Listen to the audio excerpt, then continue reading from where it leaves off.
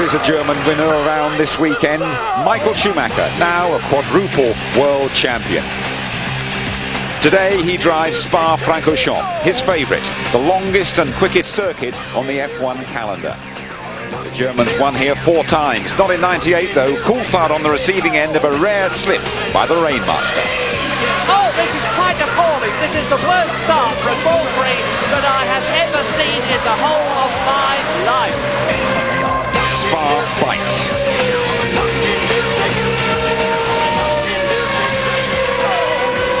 And it's Zonta in the other VAR. Well, this is quite appalling. There's no such thing as a small accident.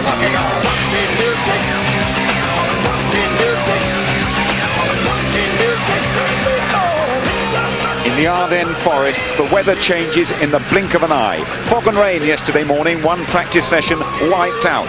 A wet start to qualifying. Then Formula One's next potential superstar found the sweet spot on the right tyres. Surely this will easily be pole 3.5. That gets faster. Brilliant pole for Montoya. What's the weather going to do though? This is how it looks at the moment. It's getting cloudier and it's getting cooler, down to 15 degrees. Hello there. Welcome to the annual Spa guessing game. Don't ask me what the weather's going to do. I haven't got a clue. The only certainty is it will not stay the same. Welcome to Tony Jardine. Hi, Tony. And Mark Blundell. Now, Mark, you know this place very well indeed. You got your first World Championship point here. What chance of first F1 victory for Juan Pablo Montoya? A big chance. I mean, that was a big day for me back then, but I think Montoya's got a big opportunity here to win his first Grand Prix in his first year, and BMW Williams looks very strong around here. But if it stays dry, if it's wet, the Rainmaster will be there, believe me. You've been chatting to Montoya. What's his mood? He's casual. I mean, you know, the guy's super casual, really, so laid back. Everything is in the in his stride, and today's going to be no exception. Tony, race day at Spa, always a special one. It's a big carnival atmosphere, really. It's a must for the fans. They all come camping here, thousands of them from all over Europe. Great vantage points. 20 Dutch at our hotel last night, left at 5 o'clock this morning. They've got a waterproof dugout down at Pujon. They wouldn't miss it for the world. Okay, thank you, Tony. So then what drives Michael Schumacher? It's not the money. Latest estimates put his annual income at £99 million. That's around about $250,000 a day. So he's comfy. Producing the perfect season though for Ferrari, that's an unfulfilled ambition. He's going to have to help Rubens Barrichello on the way. This season may have brought Michael Schumacher and Ferrari a lot of joy, but it's brought its fair share of fear as well. The title is in the bag. While some drivers might cruise through the last 4 races, Schumacher is still on the ragged edge. He had a 180-mile-an-hour testing accident last week, and in Friday practice, this happened. It was not dissimilar to the incident in the rain with David Coulthard 3 years ago. But then the championship was at stake. Now he's on the limit because he knows no other way to drive. It's not that I have to push. You know, I'm a racing driver. That's a natural ability. I sit there and I want to push. And then I just enjoy myself. I keep saying that people may have a problem to believe this, but you know, it's not a 8-hour job. You go in the morning, hate doing what you do, and then you come back and see your family. It's the other way around for me. I hate when I have to go home sometimes because I want to keep driving, and that's the way I am. I don't think he knows any other way. I mean, he's spent his whole career pushing, so I think to change your approach is he just couldn't change his approach. He just knows how to compete. He knows how to drive as fast as he can, and I think it's the best thing for him. Schumacher identified Spa and Suzuka as the 2 races he wants to win, feeling that BMW Williams will be too powerful at Monza and Indianapolis. So finding himself 3rd behind them on the grid here was not in his game plan. The Michelin situation looked to be in this special condition better. I mean, if we see a time gap of 2.6 seconds, I think that's much bigger than at any other time. One intriguing development this weekend was Schumacher's admission on Thursday that he is prepared to do whatever it takes to help teammate Rubens Barrichello finish 2nd in the Drivers' Championship. There's limits to what we allowed to do and what we can do, so we will operate to this. It means also including letting him win if you have the possibility. Sure. With the championship decided, no one has anything to lose in the last 4 Grand Prix, so the racing will be fast and intense.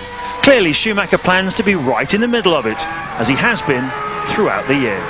In the middle of it and helping Barrichello, then Michael Schumacher is quickest in morning warm-up. He could complete his century today. After first there is nothing. Well, that's according to McLaren boss Ron Dennis. Barrichello and Ralf Schumacher are both in front of Coulthard on the grid. They could overtake him in the standings today. Hakkinen starting back in 7th. He has been on pole here for the last 3 years. Montoya is there this time. Meantime, in the Constructors, Ferrari champions again, but Williams, both cars on the front row. They could get even closer to McLaren, and every point like gold dust as Sauber, British American Racing and Jordan scrabble for that 4th place. Right, let's review the qualifying hour. Nothing really happening for the first 20 minutes, and then, Tony, all about being on the right tyres at the right time. But also about Michael Schumacher and Spa, because the 10th time he's been here, he's never had pole position, which is unbelievable. He was trying very hard to do that. And for about the longest time, about 15-20 minutes, he was out on intermediates, and he was doing, you know, 57s, then 56s, and he was the fastest guy out there. But they all knew that this track was drying. They all knew that they had to be out there in the dying seconds of this practice session, and then going on to the dry weather tyres, which Schumacher did brilliantly, but he didn't have quite enough temperature in those tyres, and he ended up in 3rd place on the grid behind the BMW Williamses. McLaren got it wrong, but the Williams, Montoya in particular, absolutely spot on. Montoya was fantastic. Williams' timing of the event was the greatest low for me, but they only had 2 options. The fact that they had the wet tyre or the dry tyre, the intermediate with the Michelin's not working. But Montoya sticks a lap together out the pits, which is good enough to put him up there. But the big thing for Montoya was his second lap. Second lap, heating the tyres. He knows where the track's good, bad or indifferent. Pushes a little bit more. He was 15 kilometres quicker than Ralf Schumacher at the top of Eau Rouge. That's impressive. The guy's been hanging it out, and rightly so, he sits on pole position. And finishing 2.5 seconds clear of Michael Schumacher, and setting that time as well, Mark, after 61 minutes of the session. There's no coming back from that, is there? And Tony, the McLaren boss Ron Dennis not happy and launching an official protest yesterday. What was that about? Well, yellow flags were out, and the car was off. I think it was Heidfeld's car down at Stavelot, and so he protested 17 of the cars for not slowing down during that period. So that meant that the stewards had to take it seriously, look at all the telemetry of the cars, see if they'd slowed down. But at 8 p.m. last night it was thrown out, and the grid stayed as it was because of the changing circumstances of the weather. Was that sour grapes from McLaren, or were they just looking to clarify things? I think clarity is the word there. Ron Dennis, knowing Ron Dennis as I do, he's always looking to clean up those grey areas. And if there is a grey area, and that really is one which came out yesterday, he wants to see where he can make it black and white. I don't think he got anywhere with it. It got thrown out, as you say, but he's always looking for the angle. Right then, Tony, race 14 of F1 2001. Just talk us through the grid. Well, Juan Pablo Montoya, superb second pole position in 3 races, and Ralf Schumacher alongside him for the second time for BMW Williams with front row of the grid. Heinz-Harald Frentzen, an incredible 4th. He said I was hesitant, but Prost forced him to go out on the dry tyres towards the end. And Villeneuve, 6th place, that's his best in 14 races. Great for him. Hakkinen out too early on the dry tyres, but Fisichella, best grid position for Benetton Renault this year. Coulthard radioed in for dry tyres. That was denied because of the yellow flags. Della Rosa out qualified Irvine again for the 4th successive race. Raikkonen and his teammate Heidfeld both had gearbox problems, and a lazy wrong tyre choice left him back there, and Button said the intermediate Michelins weren't working. Truly worst grid position for 51 races. Irvine back there, Bertie back there, and the last 4 on the grid were outside the 107% rule. Alonso, Verstappen, Marquez and Bernoldi, but they were allowed back in because of the weather changing. But it certainly was Williams' day. I wanted to be on the safe side, since I thought I was first with the time I had, so I didn't want to risk too much. Then it turned out to be not enough pushing. Yeah, I think the timing was perfect. I think Ralph's as well. You know, he was right behind me, so he had a slightly better track than me, but you know, I'll push a bit harder. We didn't have enough confidence in the intermediate tyres, so we decided to go with the dry tyres straight away, and that paid off then for us. You could almost see it coming, that we needed to be just out at the end on grooves, or as it turned out on the slicks. and I was having a bit of dialogue with the team, but unfortunately they didn't feel there was the time to make the change, so it was to try and make the best of a bad job, really, and we paid the price. We're 9th. They've paid the price, the worst grid slot for David Coulthard for 3 years. Well, since the Hungarian Grand Prix, a couple of high-profile drivers have swapped team, and another change at the top at Jaguar as well. He was a bold appointment as principal of Jaguar Racing, but now the experiment is over. Bobby Rahal has gone back to America after being deposed by Niki Lauda, who now assumes full control of the team. The flashpoint was an offer Rahal is alleged to have made to sell Eddie Irvine to Jordan. It was the final straw for Jaguar, although Lauda puts a different spin on it. It simply came about that Bobby was doing 2 jobs, one in America and one here. And Formula One needs much more detailed work, really, in a way, because it's a lot of work, as you can see. And then we both came to an agreement that he goes back to the American side, because this is where he's coming from. And it was a friendly departure, if you want to say so. Meanwhile, we've had the most significant driver move of the season. Jarno Trulli will leave Jordan after 2 years to go to Benetton, who become Renault next year. In exchange, Giancarlo Fisichella calls time on his 4-year career at Benetton to take Trulli's Jordan seat. Judging by the look on both drivers' faces, Jarno feels he's the winner in the deal. Giancarlo's expression reveals his true feelings. I'm very happy about that. I think for the future is the best choice, because I got 3 years contract. I'm a little bit disappointed to leave the Benetton team, because after 4 years I was very happy to continue with them, but that's the life. Well, I had 2 great seasons at Jordan.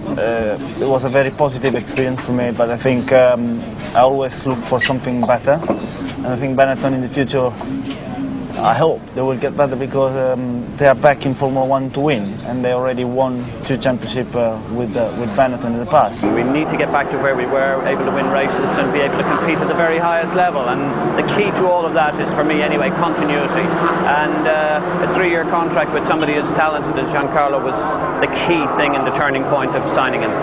It's been a long, drawn-out saga. Up until recently, it looked as if the 2 drivers would stay put. But behind the scenes, there's been a lot of horse trading. I mean, the decision was made before, but I don't know why they've been waiting for so long. Anytime you're dealing with Jordan, it's not so easy, Anything with him is difficult. Well, initially, the agreement we understood was that a 1-year deal was never really acceptable to Jordan, and for a variety of reasons, because that contract is, Jarno's contract is jointly owned by Benetton, Renault, and of course Flavio being his manager. And when it became a 1-year deal, it became far less attractive, because not alone that, but we have a partner in Honda, and we have a lot of new things happening for next year, and of course that information would be privy to Jarno when he would eventually have to go back to join Renault. The moves have unlocked the key to the driver market, and the other pieces will soon fall into place. Jordan would like to run Fernando Alonso alongside Fisichella next year, but they also hold an option on Jean Alesi. Minardi, meanwhile, plan to run Alex Young next year, and will give the lucky Malaysian his Formula One debut at Monza in a couple of weeks' time.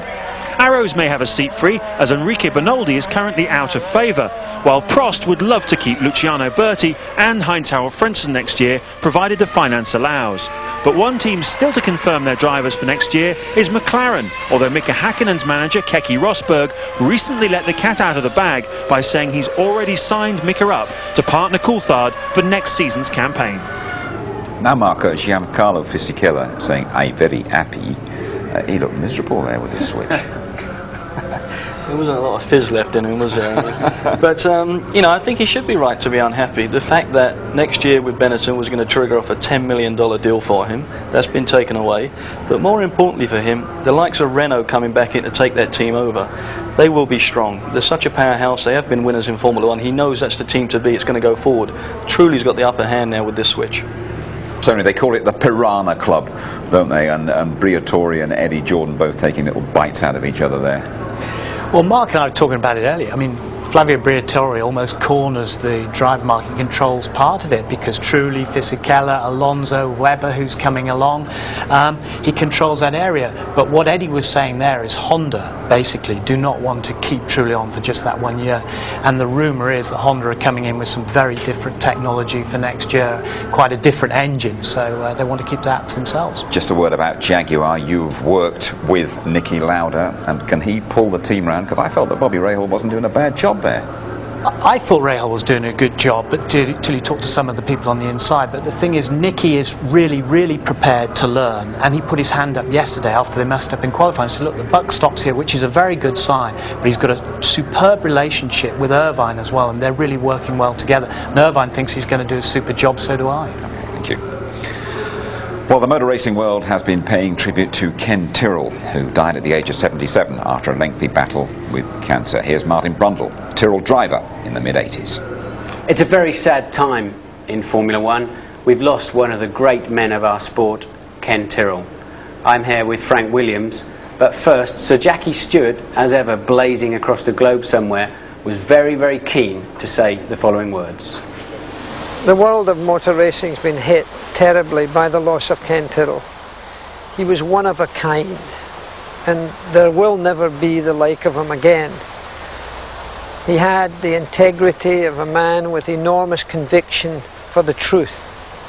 He trusted people and he expected people to trust him. I certainly did. I never had a contract with him after the first year that I drove with him. He was like a father to me. He brought me along as a young driver, taught me about gear ratios, taught me how to behave and what not to do more than anything else. But I was only one of many that he brought along and guided into the higher echelons of the sport. Ken Tyrrell was a remarkable man, one of a kind. There'll never be the like again. It's the passing of an era, and motor racing has suffered a tremendous loss. Frank, you knew Ken for the best part of 4 decades. What memories have you got of him? I first met Ken in 1964, and he was certainly the class act for a number of years in his heyday in Formula One. I think he had Jackie Stewart well under control, and he gave him some very good lessons in discipline and approach, and between them they were quite a wonderful partnership.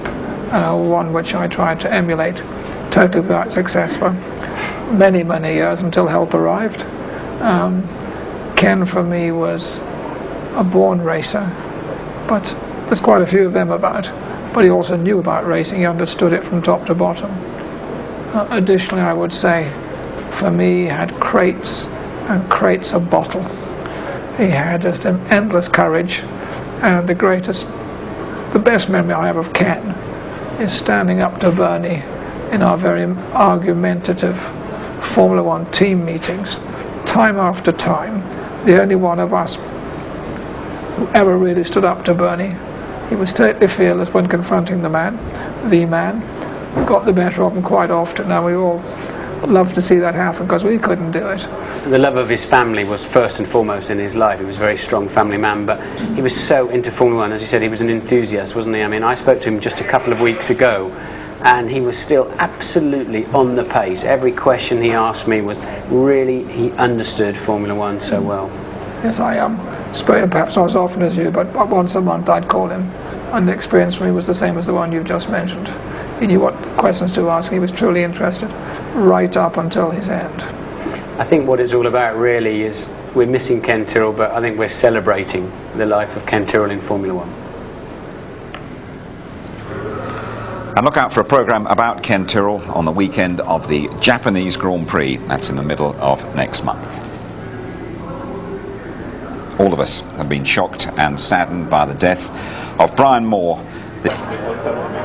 Now Minardi have new sponsorship in Monza. As James said, they'll have a new driver, the Malaysian Alex Young. Next season they will have a new Asiatech engine as well. They staged the first Formula One two-seater race at Donington. They called the event Thunder in the Park. Nigel Mansell caused his own personal rumble. Our Louise Goodman found herself in the eye of the storm.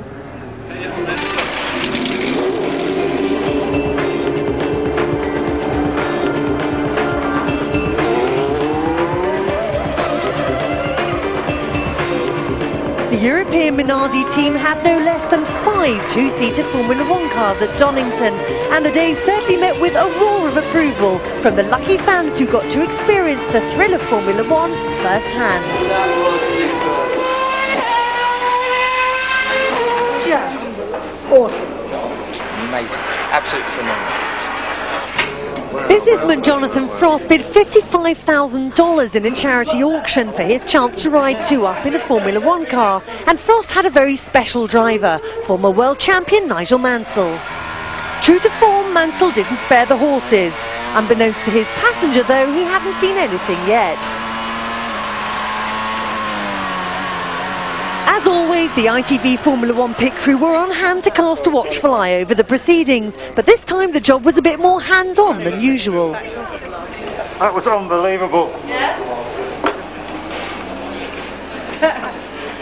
You know, I hope you're feeling fit, because I've just done 3 laps and I'm absolutely creamy crackered, and you've got 12 coming up. Why? So Why are you it's tired? physical. It's really physical. The G-forces on your neck, you know, we talk about them week in, week out on the telly, but you know, until you actually feel them, massive loads either side through the Craner curves, huge on the brakes, and once they get racing, you know, and they're trying a little bit harder and everything else, I think it's very physical indeed, Lou. It's a rolling start and history is being made over the line. 5 two-seaters. The first Formula One two-seater race into Redgate, the first corner. Then on to the Craner curves. Tarso Marquez leads from Brazil. Now we're riding with Nigel Mansell. 2 cars ahead of him as he comes out of Coppice down the long straight. That's Jonathan Frost. He paid £30,000 to be there and he's enjoying it. But now Paul Stoddart leads in the only red car. Watch it. Nigel Mansell going through on the inside. And he takes the lead as Tarso Marquez pulls out of the race, and he's on fire. His passenger is literally having a hot seat. Last corner coming up. Alonso leads, Mansell challenging, Stoddart is in 3rd place, and it's surely going to be Alonso winning the race. Oh, look at that! Look at that! And Mansell looks perfectly all right. They were very, very lucky indeed. They being Fernando Alonso and me in the back of his car. Front of us just slowed right up coming out the corner. Thankfully nobody was hurt in the accident, but in my experience the podium was a much more dangerous place. It was a day to remember in many ways. I've got this little souvenir of my Formula One experience. You've already put 1 mark on it. I'm just wondering if you want my mark. That's your time. Put your official one on it as well for me. That hurt me, that picture on the podium. Bit of a surprise. He normally finds the right end of the champagne bottle, doesn't he, Louise? But you were there, Tony. Quite an eventful day by the sound of it. I mean, she had a lump the size of an egg on the back of her head from that one. It was a real big hit, but we were very, very lucky because I sat in the driver's briefing with Nigel and Paul Stoddart, all the drivers, and you had to put on a show for the public. That's what it was about, but a controlled show. And what Fernando did, basically, with Louise in the back, he came around and realised, saw the checkered flag there, and eased off, backed off too early. Nigel, with the big prize winner in the back there, the man who paid $55,000, Jonathan Frost, right over the top. I was right there on the start-finish line with the film crews, and we feared the worst. The day had gone so beautifully, so brilliant. Look at this. Nigel had nowhere to go.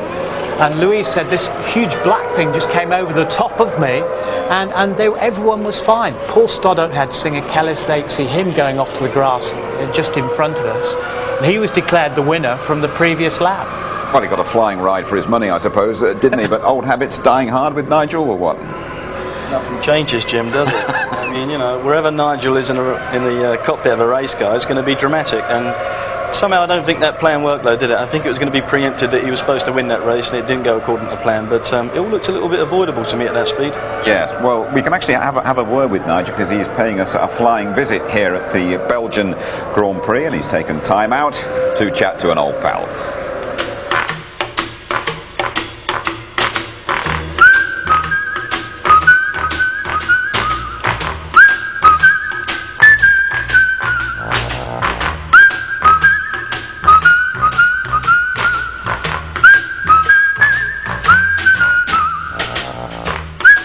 Is it good to be back?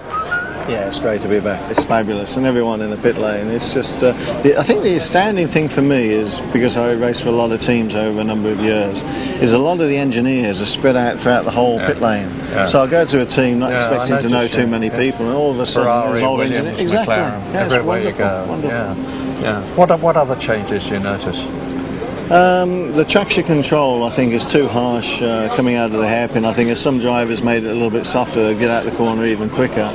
But I mean, some cars are incredibly stable coming out of that corner. And I can remember, obviously nowadays, when we're having to squirt it, back ends jumping all over the place. Do you approve of it, traction control? Not totally. But you know, it's the evolution of Formula One, and it'll be here for a little while, then they might put it back again. But it does make a big difference. Now, you won here in '86 and you had umpteen second places. Opinions of it as a track? Oh, it's a fantastic circuit. It's one of the most beautiful circuits on the calendar, especially if the weather's you know, nice and the sun's out. It's up the top section. They've got some beautiful fast gear corners, which are very high speed, good a lot of G, and you just got to technically get it right.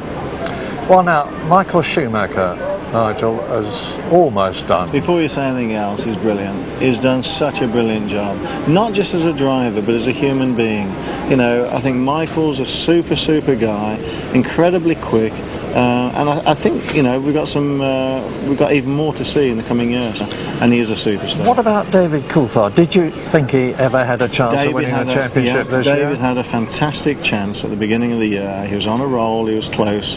Now David's been let down, unfortunately, regrettably, by some reliability problems and also getting off the line. And whoever's, you know, whatever problem that is, it's unfortunate, because then the championship it went away very quickly. Ralph Schumacher and Montoya. Very quick.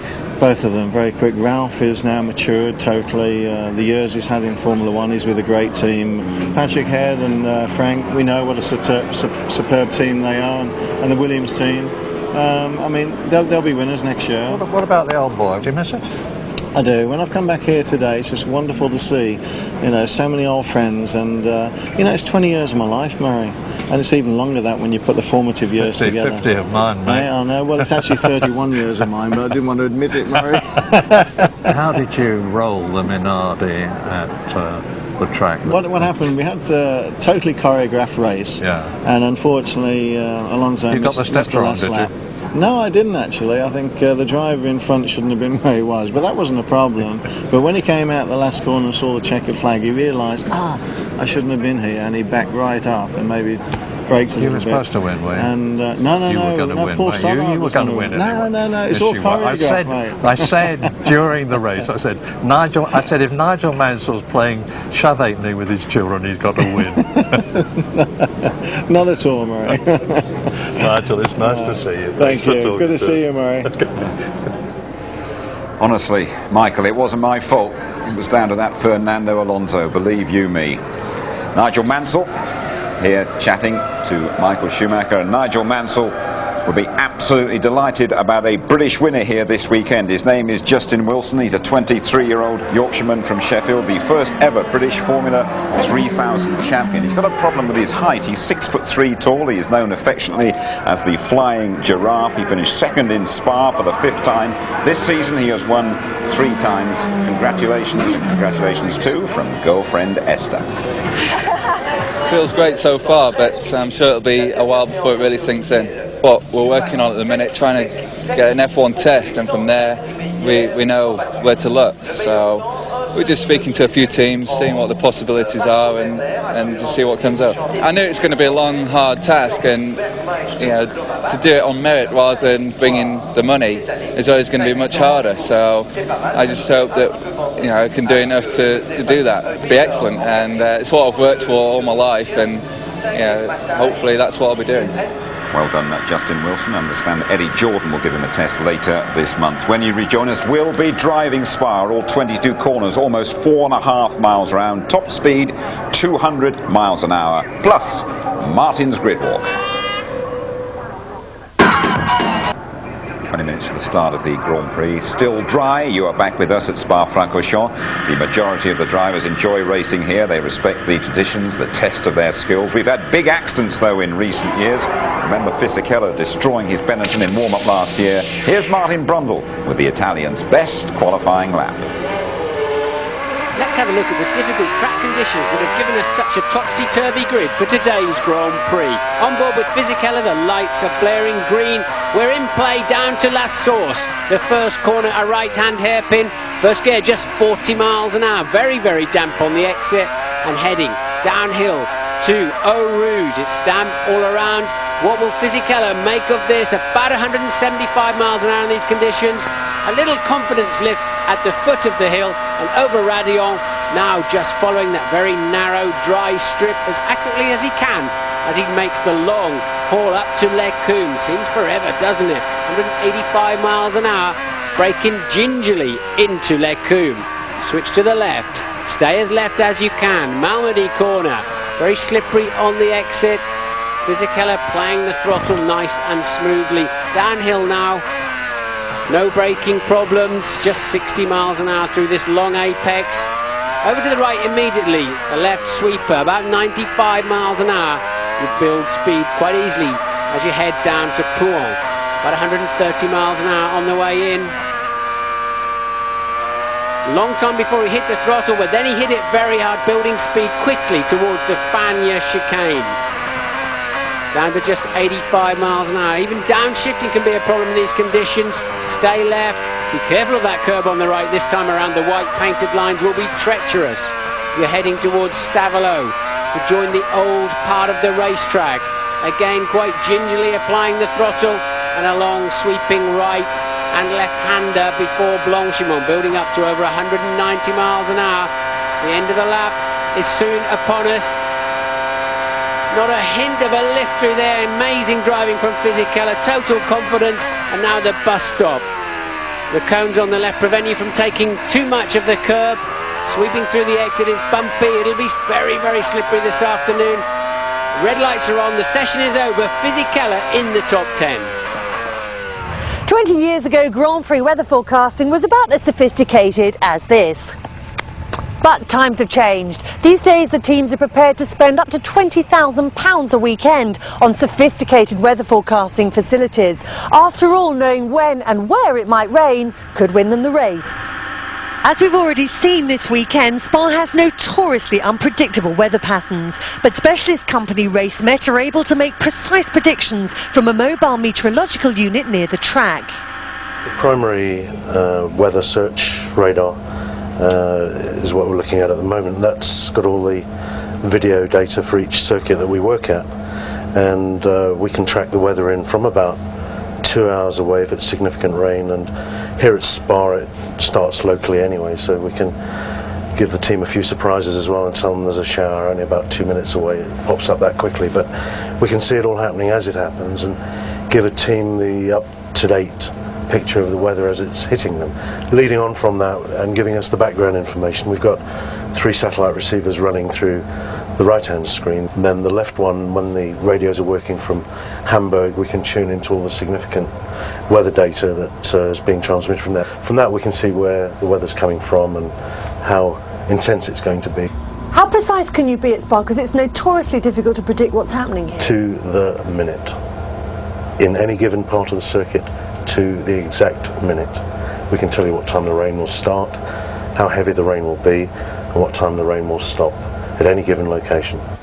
Well, the weather's always unpredictable here at Spa, and that means it's a lottery for the teams. Which way do they go on race strategy? 1 stop, 2 stops, how much fuel to put in the car? And usually there's a safety car as well. If we do get rain this afternoon, we're going to see these kind of tyres. This is an intermediate for a drying track, quite shallow as you can see, and this is a full wet tyre. These things are truly amazing. They will displace 4 of them on one car on a single lap of Spa-Francorchamps. They'll displace 12,000 litres of water. That's equivalent to filling 2 family cars full of water, or 25,000 pints of beer. Just look at them shifting that water. No wonder visibility's bad when you follow another car. Now, for most of this season, Michelin wets have been behind Bridgestone, but recently they've made a big step forward. But their intermediate tyre is still 2 seconds a lap behind the Bridgestone. So Williams would like it to either stay dry today or chuck it down. Anything in between, they could be in trouble. Well, the forecaster's told us he can be precise to the minute. You want to know the exact forecast, so do we. No joy, I'm afraid. The teams pay big money for that sort of information. But I have just been told it is starting to drizzle on certain parts of the track. So remember last year? Mika Hakkinen, one of the greatest overtaking manoeuvres, well, certainly of last season. One or two other people said of all time. It does rate up there with all time. Some of the great manoeuvres, I would say, of Mansell on Senna in '91 in Spain, for example. This is incredible at 200 miles per hour. Not just the bravery required, the precision required. And there was Zonta caught in the middle. Luckily, he held ground. He was like a sort of rabbit startled in the headlights. These two cars on either side of him, where the hell did they come from? And that got him the win. He'd been hunting down Michael Schumacher. Hakkinen had spun earlier in the race, but look at this. The precision and bravery is absolutely awesome. And just slipped in front of Schumacher under braking for a commit. It was brilliant. You'd have settled for one like that, wouldn't you? Oh, certainly. Very impressive indeed. But Zonta to me was like a London cabbie getting split by two courier riders on bikes. Yes, I think he went a bit ashen when that happened to him. I don't think he saw either of them coming. Little bit of a problem this morning for the young Minardi driver, Fernando Alonso as well. The cameras didn't capture the accident, but that is the aftermath. A 190-mile-an-hour smash for Fernando. Fernando, that was a nasty accident. Tell us how it happened. Yeah, I had a problems with the front tires and the steer everywhere, and I touched the grass with the two left tires, and finished in the wall. But no problem, ready to race this afternoon. Your car's a bit of a mess, but no damage to you. No damage, only the leg a little bit, but nothing. Down to Martin. Raining down there, Martin? It is a little bit, Jim, believe it or not. Hello everybody and welcome to the grid. There's the safety car. We've sometimes seen this race started with that car. It does exactly what it says on the tin. It is there to neutralise the race. We're not expecting to see that for the start of today's Grand Prix, but you can smell it in the air. You can smell the moisture, and for sure it's spitting with rain. The team bosses and managers that I've spoken to are all saying that they're not expecting rain, but of course there's almost a little microclimate here, all of its own. Well, if you've looked at the grid, you will have noticed that there are 3 German drivers and nil English drivers, but we still win on aggregate in that case then, don't we? But the pole sitter, Montoya, doesn't want to talk today. I gave him a thank you very much, Karl-Heinz, that's much appreciated. He wants to keep concentrated, he's desperate to win his first Grand Prix. So let's see if we can find fellow front row sitter Ralf Schumacher. Is he around? Can't see him anywhere at the moment, so he's obviously off the grid. Can anybody see Ralph? I wanted to have a quick word with him, but maybe I'll come back and find him in a jiffy. So there's a very topsy-turvy grid, and in 4th place, incredibly, we have Heinz Harald Frentzen. Let's see if I can find this particular German driver. Poke around in here. Is he up to talking today? Yeah? Heinz Harald, quick word for ITV? Yeah. Good stuff. Congratulations, 4th place on the grid. Did you expect that before you came here? No, actually not. It was very special circumstances yesterday in qualifying, and I have to say we are very happy with this result, but we're going to see now in a race how competitive we can be on constant conditions. It will be tough for us, that's for sure. But you were quick in the warm-up. Yes, we managed to improve the balance of the car since Hungary, and we have made some steps forward. So it will be better anyway since Hungary, that's for sure. I don't know whether you noticed, but both Jordans are behind you on the grid. Well, I didn't look that far behind, actually. Nice one. So what weather are you expecting today? Well, for me it's okay. It can happen everything. If it rains or not, it's good for us. If we have some action in a race, yep. Good luck. Thanks for talking to us. Let's have a little wander around and see who else is around. If Rubino is in his car yet or hanging around, I wouldn't mind seeing Rubens. He's, well, I won't see Rubens here. This is Michael's car. Rubens is behind. Michael has done his normal TV interview. He only does one, and that's for his contract with the German TV. Rubens has had a very quiet weekend, really. We haven't seen too much of him this weekend. How long have I got left? I've got a minute left. I don't know if we can have just a quick word before he gets his earplugs in. Just a quickie before your earplugs go in, Rubino. I was saying a rude word here. I hope you haven't got that. No, we didn't pick it up. Okay. I promise you. I didn't hear it anyway. Everything okay? You've had a quiet but successful weekend? Well, I think it's very successful on the point of, I was the first one to have the wets on qualify. but I'm back in 5th.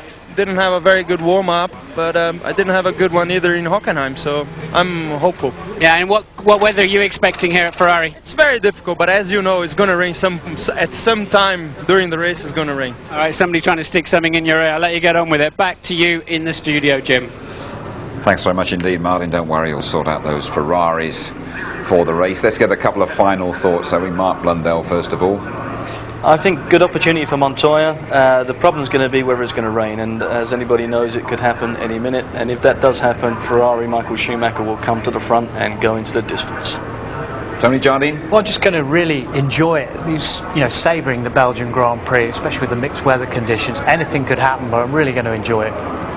Thank you very much indeed, Tony. So there we are then, the cool Colombian Juan Pablo Montoya on pole, and Montoya out to emulate Michael Schumacher and win his first Grand Prix at Spa-Francorchamps. German sport needing a spot of tender, loving care today.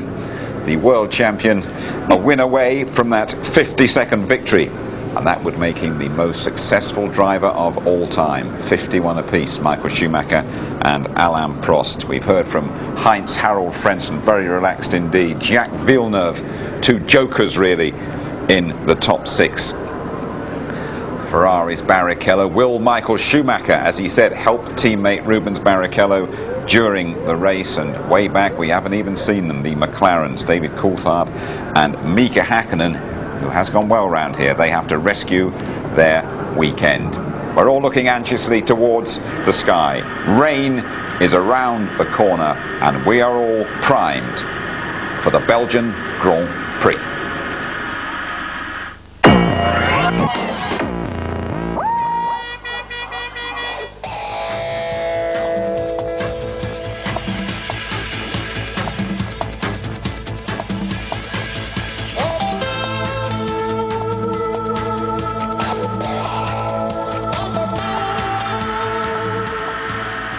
It's the Belgian Grand Prix, round 14 of the championship. You are back with the ITV F1 team at Spa-Francorchamps, along with Monaco, accepted as the driving test of the year, starting with a 160-mile-an-hour dash to the first corner. Let's join Martin Brundle and say a very good afternoon to Murray Walker. What a fantastic place this is. I love it. And look, there is that 160-mile-an-hour dash down to the first corner.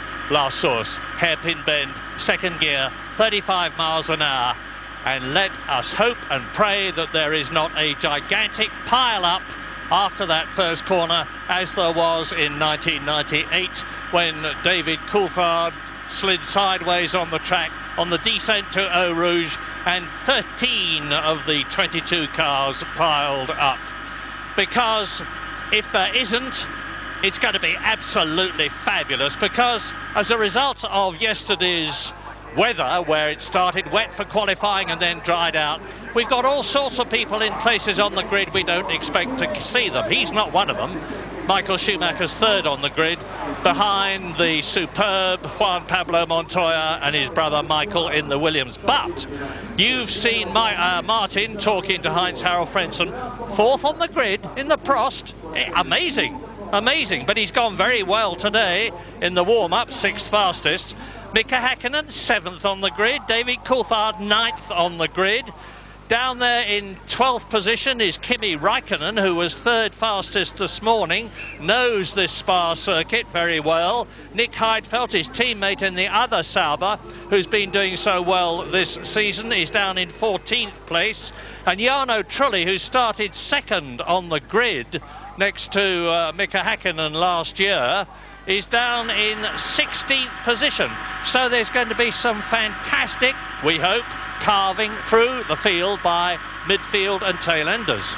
This is a track where you can overtake Murray if you've got some speed through Eau Rouge and getting the slipstream on the long climb up to the Le Coum chicane. You can pass cars here, and also if you're brave into the bus stop, there's a few tears shed there usually at some point through the Grand Prix here.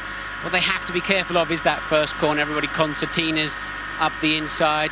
You can go down the outside. Occasionally then you get caught up in the incident, and often we have a spinner on the exit as they're over anxious to get on the power to get down to Eau Rouge for the first time.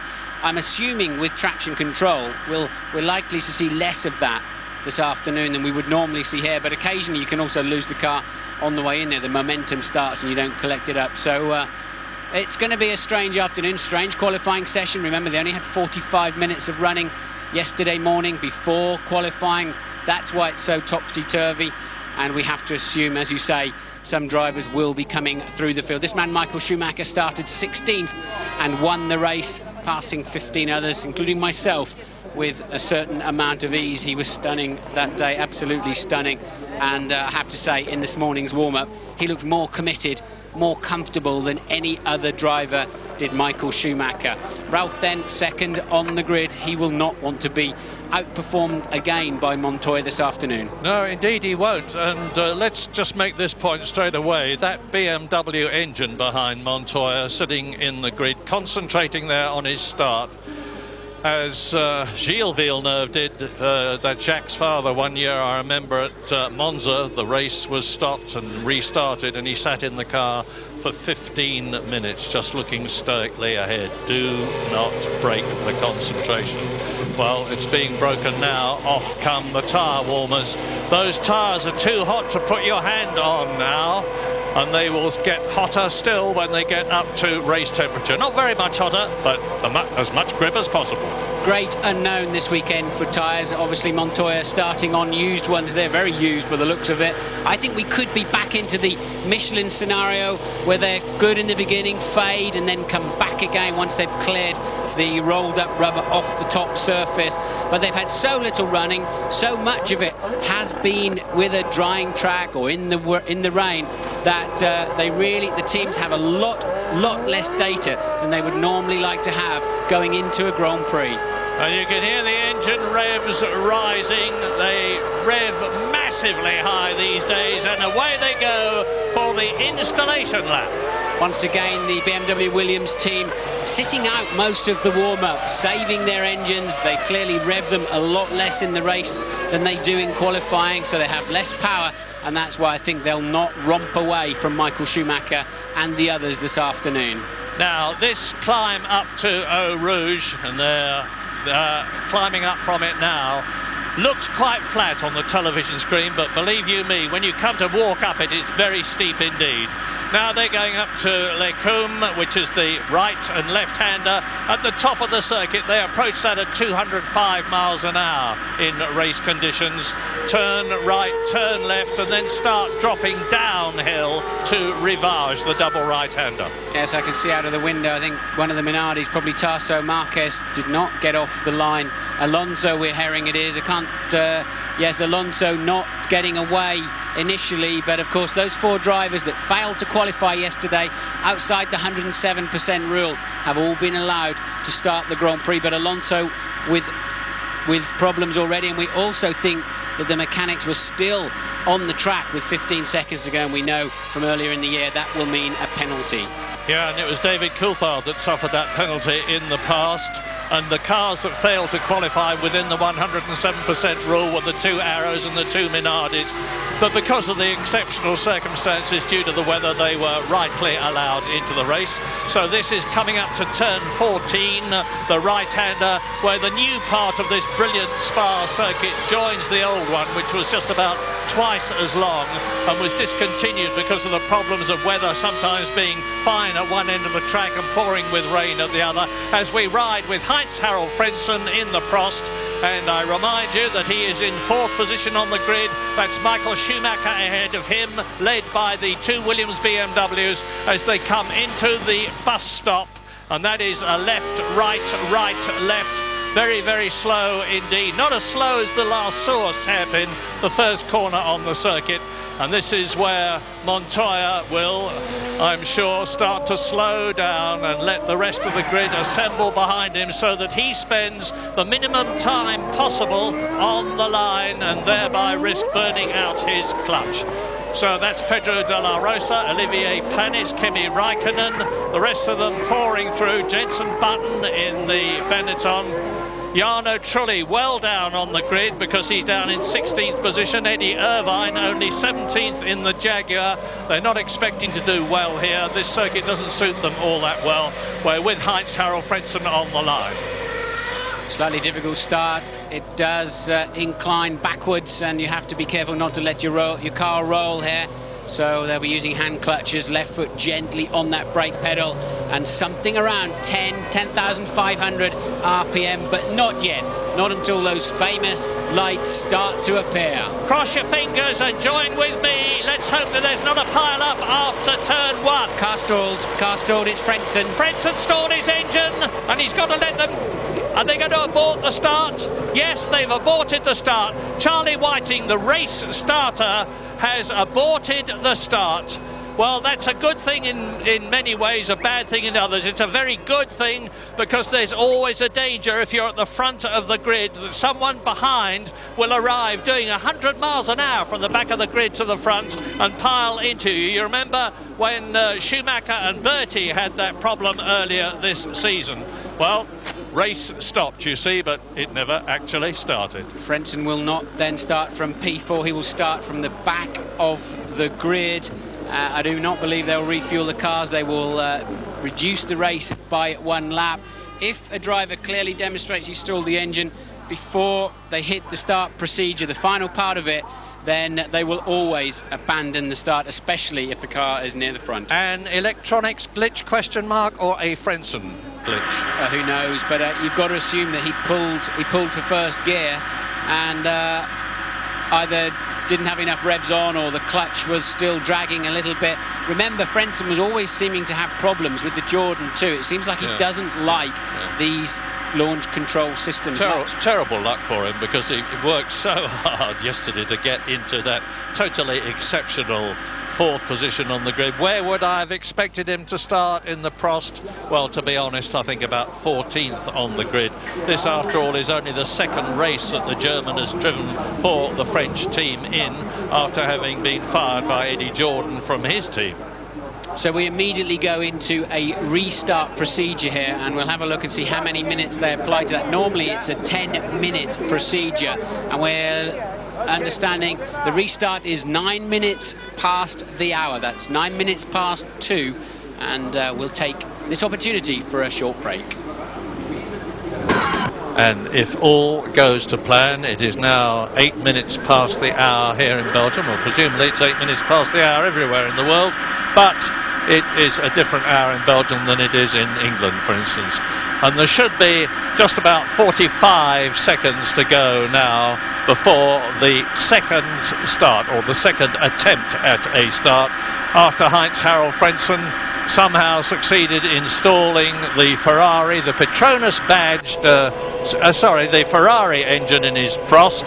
The Petronas, of course, is in the Sauber. And there is Montoya waving his hand as they take the tyre warmers away. Now there are 25 seconds to go officially to the attempt to get this race going. Montoya getting a bit agitated there. I think he felt that they weren't clearing his car, and the yellow flags are waving because we think Montoya has stalled the engine. No. So Montoya then, now we know why he was getting agitated. The car has no motor running at this time. What will they do with this? He will have to start from the back of the grid. They did not hold Frentzen back. That's strange.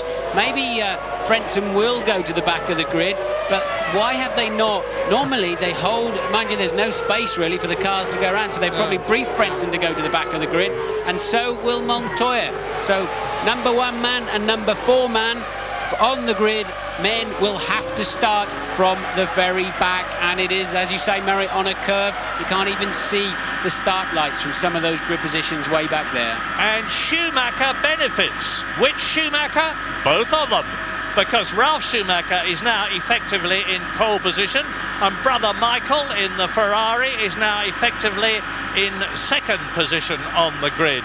And I know that Michael was pretty happy about his Bridgestone tyres yesterday. He said, I'm the Bridgestone pole position man. That was Montoya, and my heart goes out to him.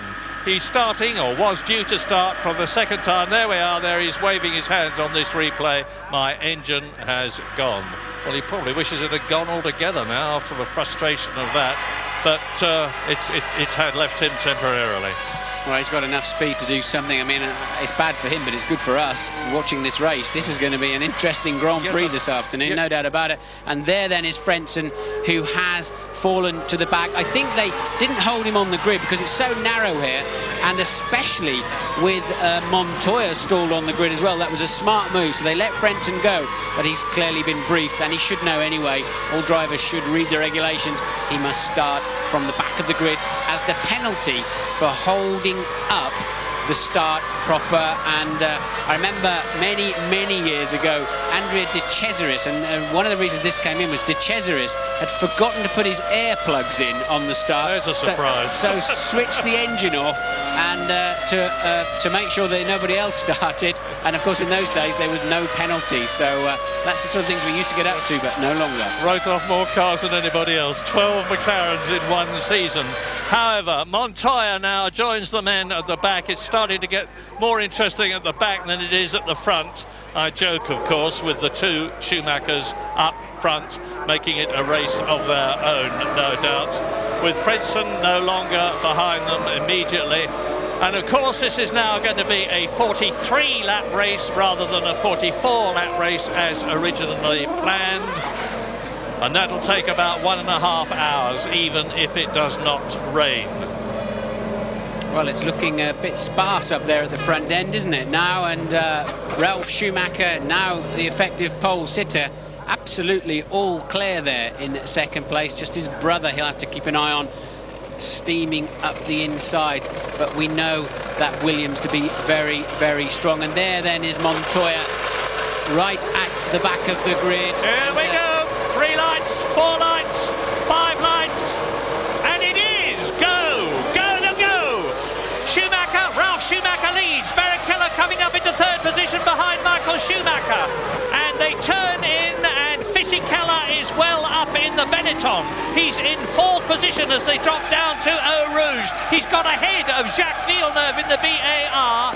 And David Coulthard from 9th position on the grid has got ahead of somebody because he's tucked up right behind Mika Häkkinen. Here they come up to Les Combes for the first time, and Michael Schumacher is right behind Ralf, and he's going to try and take him. Can he get through? Fabulous start by Michael Schumacher, who takes the lead on lap 1 of 43. He's going to take a lot of stopping now. Barrichello 3rd, Fisichella 4th, then the 2 McLarens 5th and 6th. They have made progress. Michael definitely got in the sweet spot behind that Williams and found a great toe. You have to assume he's on lower fuel. That really was an easy pass, a lot more speed. We know that they've had to knock some revs out of that BMW engine for the race, as I spoke about earlier, but I'm surprised at just how much under pressure Ralf Schumacher is, and we'll have to see. Maybe it takes a time once again on the cold days. It's just 17 degrees out there on the track for those Michelins to come up to full operating temperature. But Williams under pressure from Ferrari. The starter of the day was Giancarlo Fisichella up to 4th. Häkkinen is now 5th, Villeneuve 6th, Coulthard 7th. They've all made 2 places, of course, with the demise of Montoya and Frentzen, and Montoya is already up to 20th place. Now this is the interesting bit. Fisichella in 4th position. That Benetton is really showing signs of coming good here in Belgium.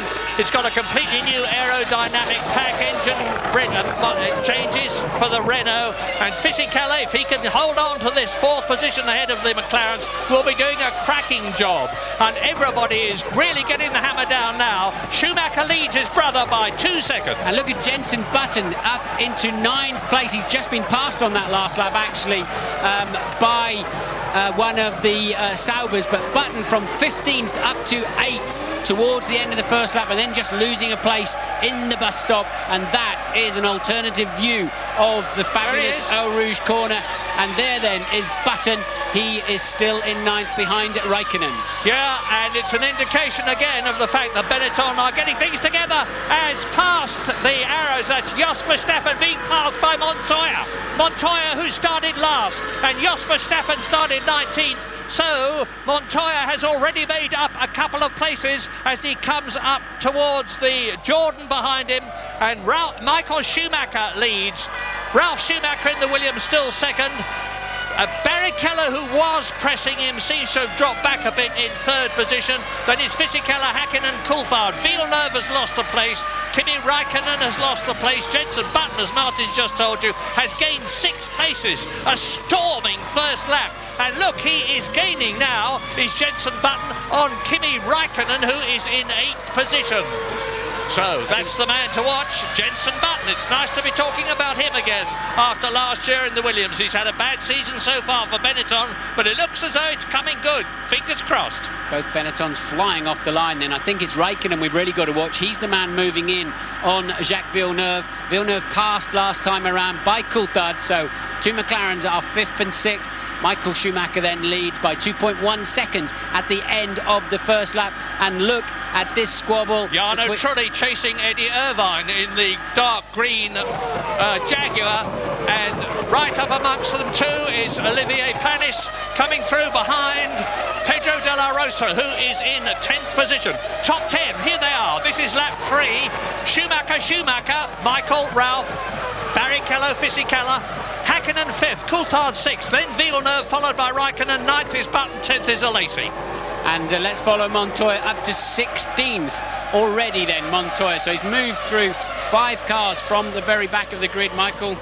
A full 1.3 seconds faster that lap than Ralph. And this then is Häkkinen passing Fisichella for 4th place. Yep, the McLaren goes up a place, and David Coulthard, I suspect, is going to follow him through in the 2nd McLaren, because if Mika Häkkinen can get past the young Italian, I have no doubt that David Coulthard will be able to as well. Coulthard will have to wait, I think, until Les Combes next time around. And no, he won't, because Fisichella's made a mistake. Fisichella made a mistake through the left-hander, and Coulthard then easily making his way down the inside of Pouhon and pulling away. Villeneuve now attacking the young Italian. Yeah, Canada chases Italy. Jacques Villeneuve in the BAR, who started 6th and has therefore lost a place, coming up behind Giancarlo Fisichella's Benetton in that position, and right behind them you can see Kimi Räikkönen in the Sauber. So Ferrari leads, Williams 2nd, Ferrari 3rd, now down up into 4th and 5th places, the 2 McLarens. Down to 6th goes Fisichella in the Benetton, and Jacques Villeneuve, the world champion of 1997, has beat. Räikkönen's going to have a go up the outside here, and I think he will make the pass on Villeneuve. Räikkönen very, very fast through Blanchimont and under braking into the bus stop. Magnificent driving there from the young Finn as he takes away Villeneuve's 7th place. Yeah, brilliant by Räikkönen, but let's not forget that he's in the superbly balanced Sauber as Mika Häkkinen runs wide and David Coulthard on the outside of Fisichella. Yeah, that's a replay of Fisichella's mistake and Coulthard taking the place. And look at this little traffic jam. Yeah, and we're on lap 5 now out of 43, remember, not 44, because we've lost a lap due to having to restart the race after Heinz-Harald Frentzen stalled his car. And you can see the McLaren getting a bit loose there as he went through Eau Rouge. Ralf Schumacher 2nd, Barrichello 3rd. Look at the gap between Barrichello and Mika Häkkinen. It is 4 seconds. Michael Schumacher, obviously the fastest so far. His fastest lap, 1 minute 50.5 in round figures. Car getting in shape was actually Montoya. He's now up to 15th place, having passed Irvine, but really working hard through Eau Rouge. We saw from that overhead camera the Michelin's not working well at the moment. It's the Bridgestone runners that are on the move. Yeah, and Heinz-Harald Frentzen has not done as well from the back as Montoya.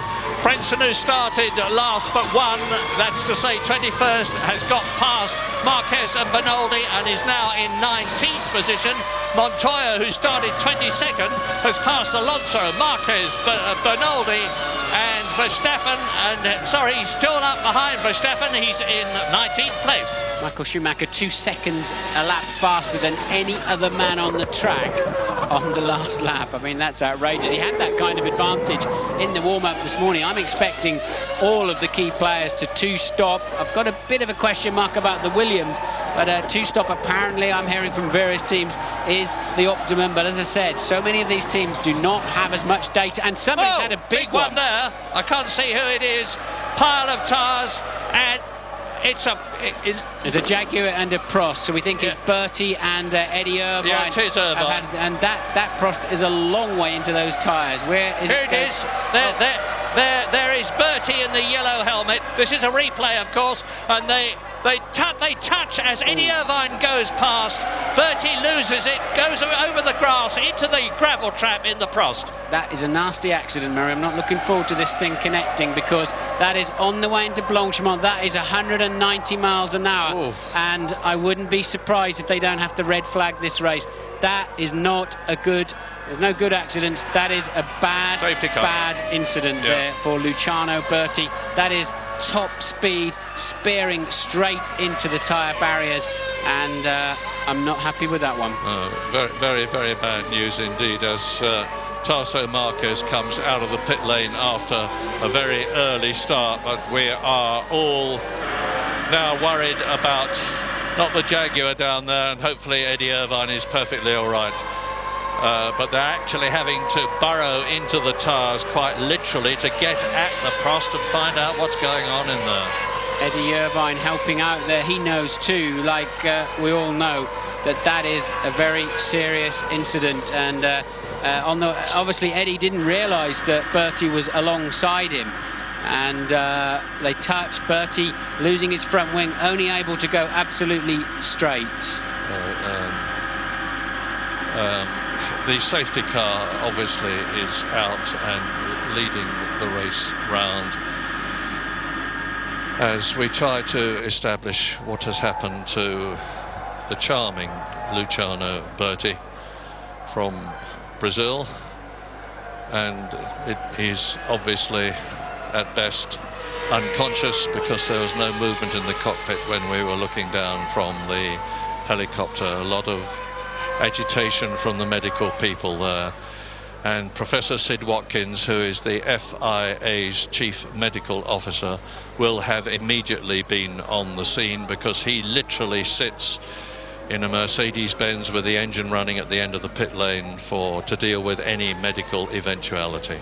Problem there is, Murray, is it's an unusual place to go off, and before Blanchimont, and there's no conveyor belt on those tyres. Where the tyre barriers are really exposed, they put a conveyor belt so that you can't get buried underneath those old car tyres. You were talking to Mark on the introduction to the programme yesterday about a place where there was only 4 rows of tyres, and that you were worried that something might happen. They're literally having to drag the car out. You say, is it there? That's the same corner we were talking about. Yeah, it's in that zone.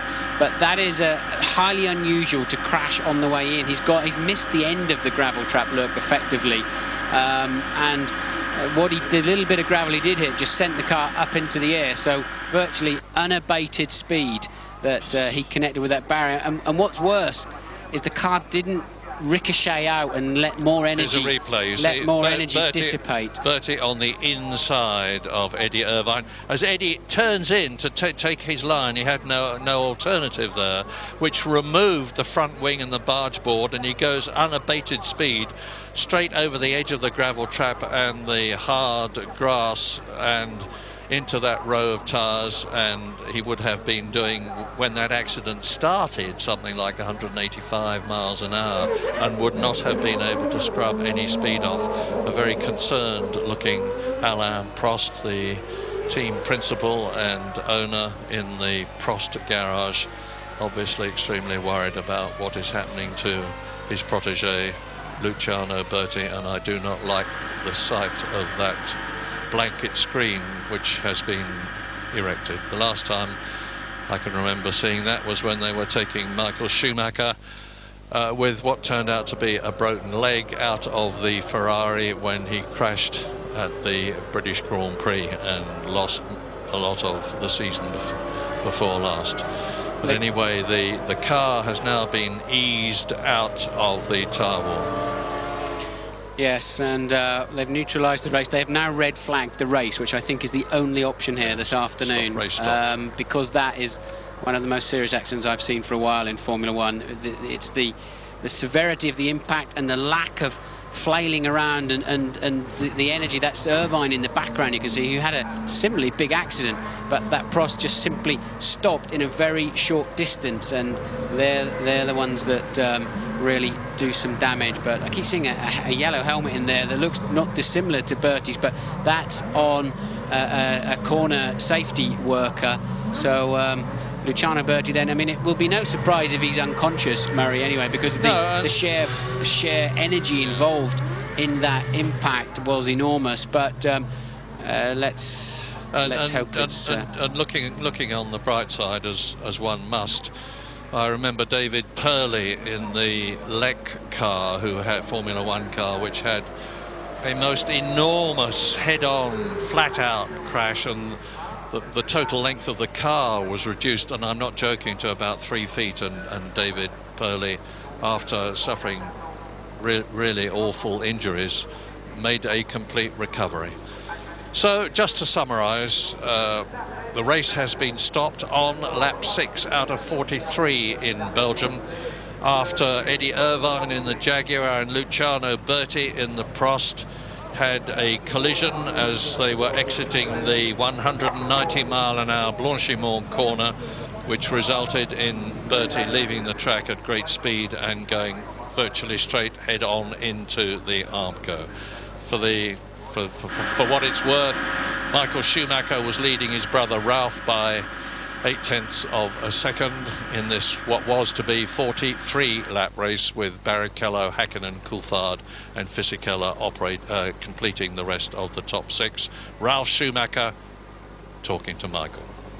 Yeah, they'll be discussing the incident. Michael 5 seconds slower on that last lap. He'd lost 5 seconds of the lead. Clearly responded to the safety car boards that had been put out and the yellow flags before we went into a red flag procedure.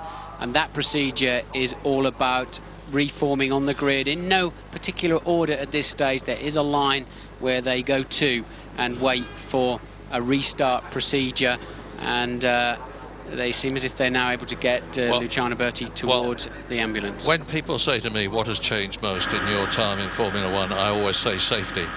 And one of the dramatically improved safety situations now, of course, is that the cars all have this removable seat, a special seat which can be lifted out with the driver in it, so that you no longer have to pull and tug at the driver's arms and try to get his helmet off.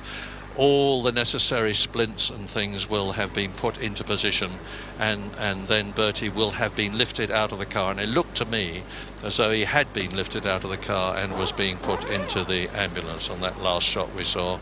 And that is Kimi Räikkönen running in, because his car was stopped, has been stopped in the loop after turn 22, and turn 22 is the bus stop. So Kimi Räikkönen, for some reason, running in as the stretcher there is carried away.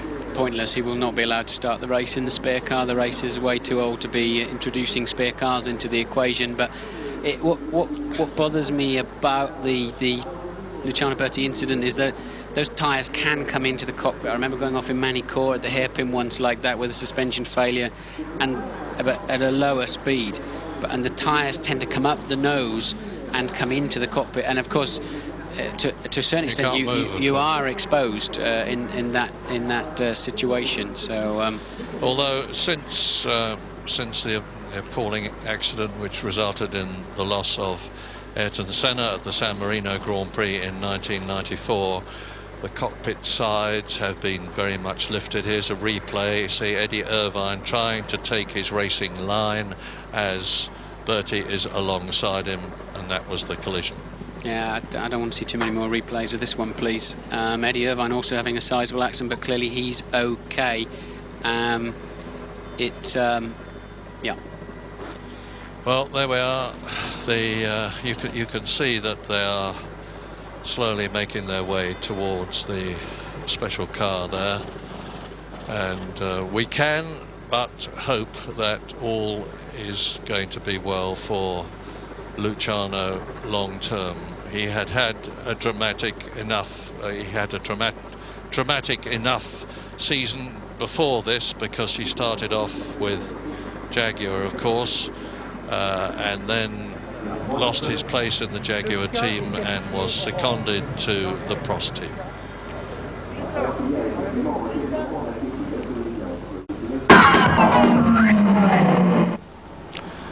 You see the scene of the Luciano Berti Eddie Irvine accident on the exit to Blanchimont, and Louise Goodman is in the pits. Yes, I'm down in the Prost area in the pit lane. A few worried faces behind you, as you can imagine. I can tell you, though, I've spoken to a member of the team, and initial reports from race control suggest that Bertie is okay. Now, there was no further report beyond that. We don't know exactly what okay is, but that's the first news that we have.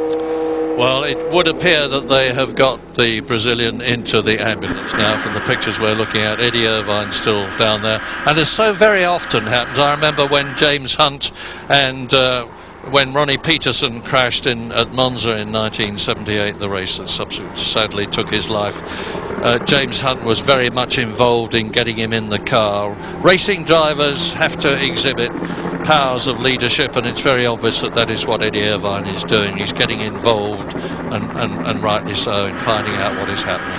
It's good to see so much of the front of that Prost intact. So now it's really, did those supposed safety tyres really come into play? And as you said, Mary, Luciano looked as if he was certainly unconscious, and but the safety cell really has stayed superbly intact there, hasn't it? I don't think Eddie Irvine has any blame at all in that incident. I don't believe he knew that Luciano Berti was coming around the outside of him, and there is a left curve before Blanchimont itself, and I think he was just taking the normal racing line. It wasn't a blocking incident. It was I think he just really hadn't quite clocked that Luciano got a run on him down the outside there. So I don't think Eddie Irvine has, in my view, any blame there. But there's a better shot of the Prost, and you can see the nose intact. So it's really just a question of, did anything ingress into the cockpit? That Marshall incidentally is not having fun. He's not having a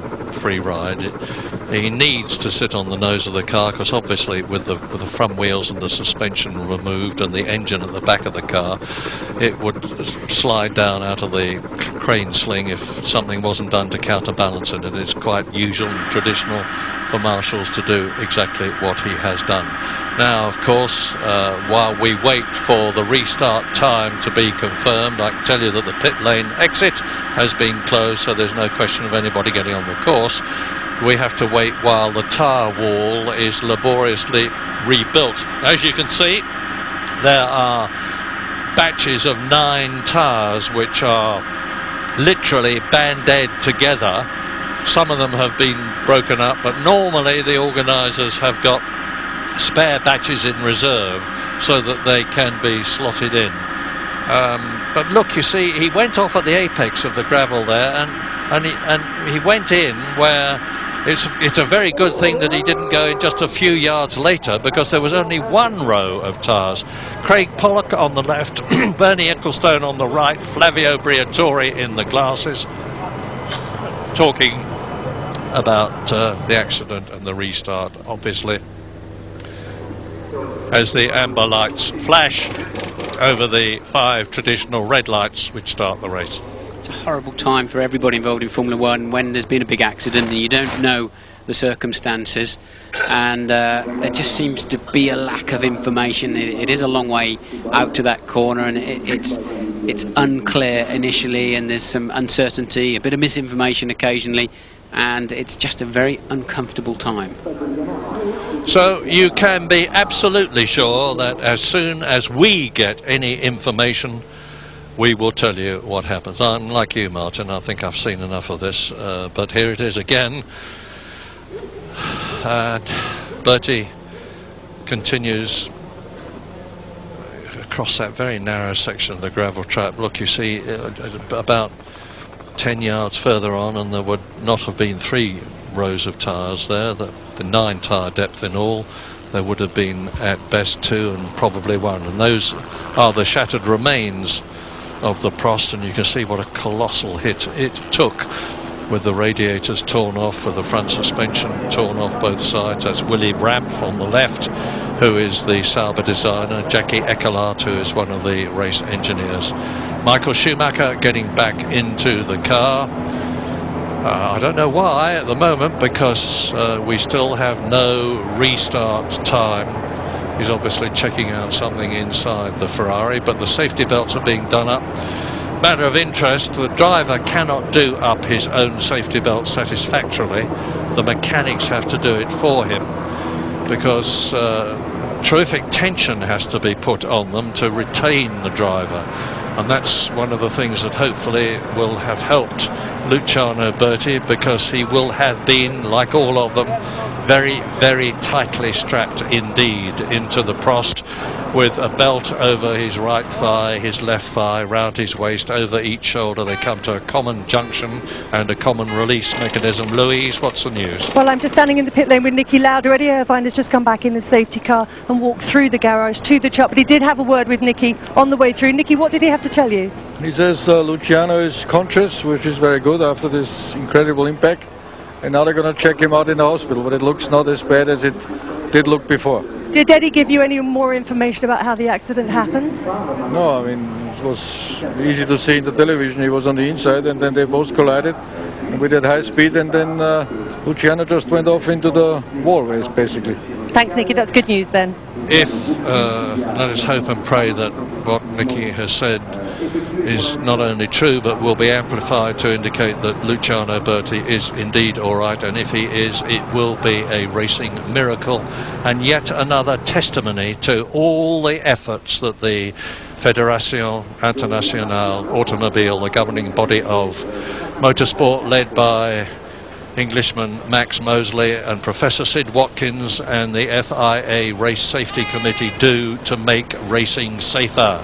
You can never make it safe. Motor racing is a dangerous sport. It always has been, it always will be, but you can try to make it safer, and that is what they do all the time, by making the tubs of the cars stronger, by getting the drivers deeper down into the car. Look how little of Mika Häkkinen's head is showing above the safety collar there, which has already saved many drivers' lives, by putting them in the correct racing suits and fireproof overalls, by making sure that they are belted tightly in, that the crash helmets are of the correct design, that there are gravel traps around the circuit, that there is Armco barrier to stop them going into the crowd. All these things have been done and more since, in particular, Formula One began in 1950, and most particularly since the late and great Ayrton Senna was involved in that dreadful accident at the San Marino Grand Prix,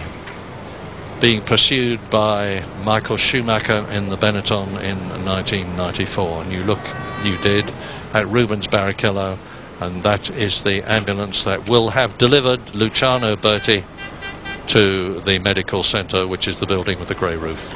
Magnificent facilities at every Grand Prix circuit now. Also taking a bit of a heart, I think they delivered the damaged chassis back to the Prost garage rather than to a Parc Fermé or neutral area, which also gives good indications as far as I'm concerned. But certainly that information through Louise and Eddie Irvine, Eddie was right there on the scene, so he's got as good a view as anybody of all of that, and also the fact that the other Prost is still on the grid gives me a little bit of heart. And me, Alain Prost, the man. What a dreadful season he has had, with all sorts of financial problems. I hope they don't think that is a rebuilt tyre wall that's satisfactory. I don't. That looks to me like a bit of a Fred Carno reassembly, and Heinz-Harald Frentzen. Now, let us hope and assume that Luciano Berti is all right, in which case we can speculate about what is going to happen on the race restart. Will they be restarting it as a new race over the originally intended 44 laps? We had done 4 laps and we're on lap 4. That is the collar from the plastic collar which goes round the edge of the cockpit from the Prost car, which is rightly being returned to the organisers and the Prost pits to have a look at what resulted from the accident in the way of car damage, because they will be looking on this as yet another opportunity to make motor racing in general, Formula One in particular, even safer. Now I can tell you that there's going to be the race is going to be restarted. There's going to be a new formation lap, and it's going to be in just under 3 minutes time. Bernie Ecclestone consults with, or rather talks to, Ralf Schumacher and tells him what the form is. We will be back.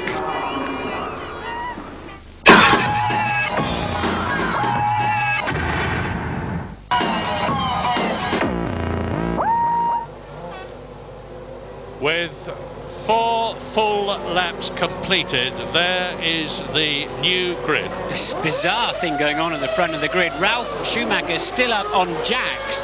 The mechanics had to get off in that 15-second period, otherwise he'll get a stop and go. But he'll start from the back of the grid. He's still on the jacks. They've got their synchronization of the procedure wrong. And there is Ralf, absolutely, I've never seen this before, stranded on his own jacks as they were preparing to put the car back down on the ground. They had to clear the grid. They got caught out by the 15-second rule. Bizarre afternoon. Let me take you through the rules. I think this is number 158 of the sporting regulations of Formula One, and the original race will be null and void, and the new distance will be the number of laps they had competed away from the total minus a further 3 laps. Any car can restart providing it got back to the start-finish line under its own steam, which Raikkonen did not do, so he cannot take the start. So this is a whole new Grand Prix. James Allen. Well, Martin, it just shows you how easy you can take your mind off the job. It's something they've done hundreds of times before, a start procedure. But what happened was all mechanics left the grid. Even Ralf didn't realise that he was still 6 inches up in the air. And believe it or not, Ferrari mechanics were whistling and waving at them, telling them, hey, your man's still up on the jacks, he can't start. Suddenly it dawned on everybody, this awful realisation that the Williams car was stranded. Another bad mistake by the team in just a few minutes. Martin, let me be clear about this. 4 laps had been completed, plus 3 is 7.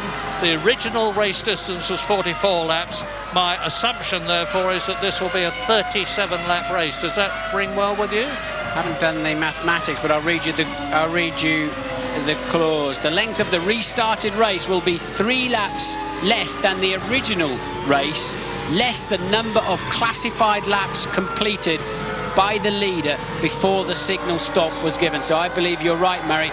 It'll be the original distance minus 7 laps.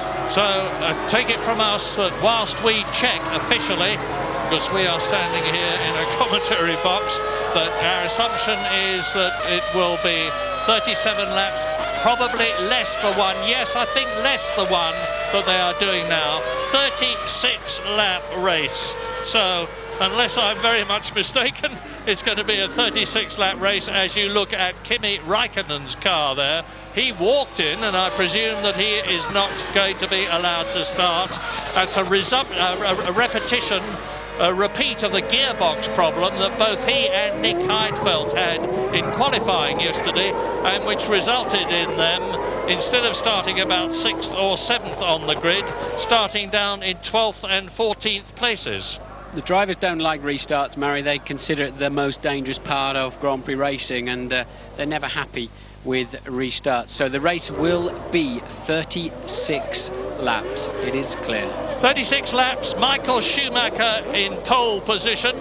No Ralf Schumacher there, because he's going to be starting from the back. What a dreadful race it's turning out. There is Ralf Schumacher, sort of in the middle of the pack. Heaven knows what he's doing there. Michael Schumacher up front. There is Mika Häkkinen. He's going to be 4th. He's got a clear run. He's on the right of your picture, on the left of the grid, therefore. So here we go again for 36 laps, and it's go again. Schumacher leads, Barrichello up behind him, and Fisichella making a storming start. Incredible start. up into second position ahead of Barrichello in the Benetton, and Montoya runs wide and is taken by about half a dozen cars. I think Button had a stonking start again as well. We've got a damaged Sauber, now we've got a damaged Jaguar as well with a clumsy mistake by Della Rosa. But I think we've got two Benettons well up front, both McLarens slow away, and Michael Schumacher then an easy lead. Who's next? It is Fisichella. Look at Button up in fourth place, under attack from Coulthard. Coulthard takes away Button's place. Magnificent start again from those two Benettons. Schumacher, Fisichella, Barrichello in third position, the two Ferraris first and third. Behind them is the McLaren of David Coulthard, it looks like to me. Check on that. As Michael Schumacher streaks away in the... But look at this, Benettons in second and fifth places after the season that they have had. And that is Fisichella, pursued by Rubens Barrichello, then the McLaren, and then the second McLaren. So it's David Coulthard, and touring in the Sauber of Nick Heidfeld, who started down in 12th position. As you look at Fisichella, Barrichello, then the McLaren coming through to complete the first lap in this restarted race, which is going to be 36 laps long. Race leader, Schumacher, Fisichella, Barrichello, up into the bus stop. Barrichello having a look at the back of the Benetton. Is he going to try and come through at the bus stop? No, but Fisichella chops him off, and into and out of the bus stop they go now. Through to complete the lap, and Button holds his position. Michael Schumacher is now on lap 6 because that is the situation. Remember, they had already done 4 laps, and the race order now: Schumacher, Barrichello, Ferrari, and our screens go blank. This is turning out to be a pretty trying afternoon for all sorts of people, especially Nick Heidfeld, who is out of the race. So both Saubers are missing now. Kimi Räikkönen did not restart. Nick Heidfeld is out of the race. Michael Schumacher is through, and this is the battle for second. Yes, and there you see the two Williams towards the back of the field. That will be for about 12th and 13th place, I would guess. We've got no data up here at the moment. After their different traumas, Montoya stalling in the first race, and Ralph being jacked up and stranded for the second race. I believe also Häkkinen has passed Jenson Button. So we've got a McLaren third and fourth now. Sorry, it's going to be fourth and fifth, isn't it? Well, I had thought I'd seen it all, but I have never seen anything like this. I've never seen a grid with a car with all 4 wheels off the ground as the rest of them leave. And here is the battle for second. Fisichella pursued by Barrichello, with Michael Schumacher out on his own in front. Then the two McLarens of Häkkinen and David Coulthard, and that is Barrichello. It's Coulthard and Häkkinen and Montoya out. Will he ever win a Grand Prix? He was absolutely sensational yesterday in qualifying for yet another pole position. He just cannot get to the end of a Grand Prix. You know, these modern engines, so highly stressed and overheated, are very, very sensitive and delicate. And of course, they've started and then started again, and then started again. They've been sitting on the line, cooling down, then heating up again, and I suspect that's what's happened to the BMW engine in Montoya's Williams. Well, they've got an Achilles heel there as well, haven't they, on reliability? That's why they sit out the warm-ups, Murray, and keep the revs and engine mileage down as much as they can. They're clearly exposed in that area at the moment, and there's a graphic demonstration as Montoya falls out of the race. A Jaguar in the pits, that'll be Della Rosa. He clipped the front of the slowing Heidfeld at the restart. He didn't need to, he had plenty of space to get around him. So Della Rosa then in the pits. We haven't seen him leave yet, and still Barrichello can't find a way past, and looks like he's out of the race. And that says a heck of a lot for Fisichella, and even more for Benetton and Mike Gascoigne, the Benetton technical director, and all the rest of his people who've done such a sterling job, because Fisichella is staying ahead of Rubens Barrichello in second position. Fisichella on sheer merit. He's not making it difficult for Barrichello to get past by weaving, and Barrichello having a real good look now. A terrific scrap for second, third, fourth, fifth. Benetton, Ferrari, McLaren. Michael Schumacher is out on his own in this Belgian Grand Prix, which he has already won 5 times. He lost his win in 1994 in the Benetton. Here is a replay of the start. And you look at the two Benettons like they're in a different gear to everybody else, and there's going to be a bit of a calamity, I think, towards the back. I think the Jaguar of De La Rosa is going to get in the middle of a 4-way fight there. Montoya got caught up in it as well, and that is why we saw so many of them dropping back. Heidfeld's car's already damaged, and I think De La Rosa will now clip Heidfeld out of view now as he passes him later on. The old belt and braces policy, which I've operated in the past, is not working now. We rely on modern technology in the commentary box to tell us what is happening in the race. All the cars have electronic senders on them, as a result of which positions and gaps and all that sort of thing are relayed onto a television screen in front of us, which enables us to keep you in touch, and that is now completely missing. All I can tell you is that Schumacher leads, that Barrichello is having a real good look at Fisichella, corner by corner, lap by lap, to try and make it Ferrari 1-2, but the two McLarens are not actually making up any ground at all on Rubens Barrichello in front of them, and this is a circuit where you can pass. It's not like Hungary, where you can't get past anywhere. There are passing places, but you've got to be right up behind them. Well, we saw enough passes already in the first part of this afternoon's events, didn't we? But I think the timing monitors have gone away. We're on board with Frentzen, who would have started again towards the back of the field. I think they've taken the timing monitors away at the moment, Murray. They were showing the wrong number of laps remaining in this race. They'll have to square that up after the red flag situation. I'm expecting he'll be back again with us soon. We've no idea where Frentzen is. It looks like he's having a sort of a test. He's all out on his own. Having a test day out there, isn't he? Sunday afternoon run at Spa-Francorchamps, and those brown marks on the circuit, incidentally, are from the plank underneath the cars. They all have a composition plank underneath, and if it is rubbed too much and reduces the ride height of the car too much, they can be excluded, and it was for that very reason that Michael Schumacher was excluded and lost his race win in 1994 in the Benetton. So there's the good news. We've now done 4 laps of this 36-lap race, which was originally going to be 44 laps. And the leader, we don't need telling that, was Michael Schumacher. 32 laps still to go. That's a long, long way. And there's not so many cars left in this race. We're with Heinz-Harald Frentzen, trying desperately to regain the situation that he had earlier on when he was to start 4th on the grid. But as you see, there's an enormous track gap between him and whoever it is in front of him. So just to recap, the first race was stopped after an enormous accident with Luciano Berti in the Prost. And we see the arrows of Bernoldi there defending heavily against the BAR, I suspect, of Panis, with Ralf Schumacher now coming up behind them. We have the timing screens back. That is a scrap for 6th position.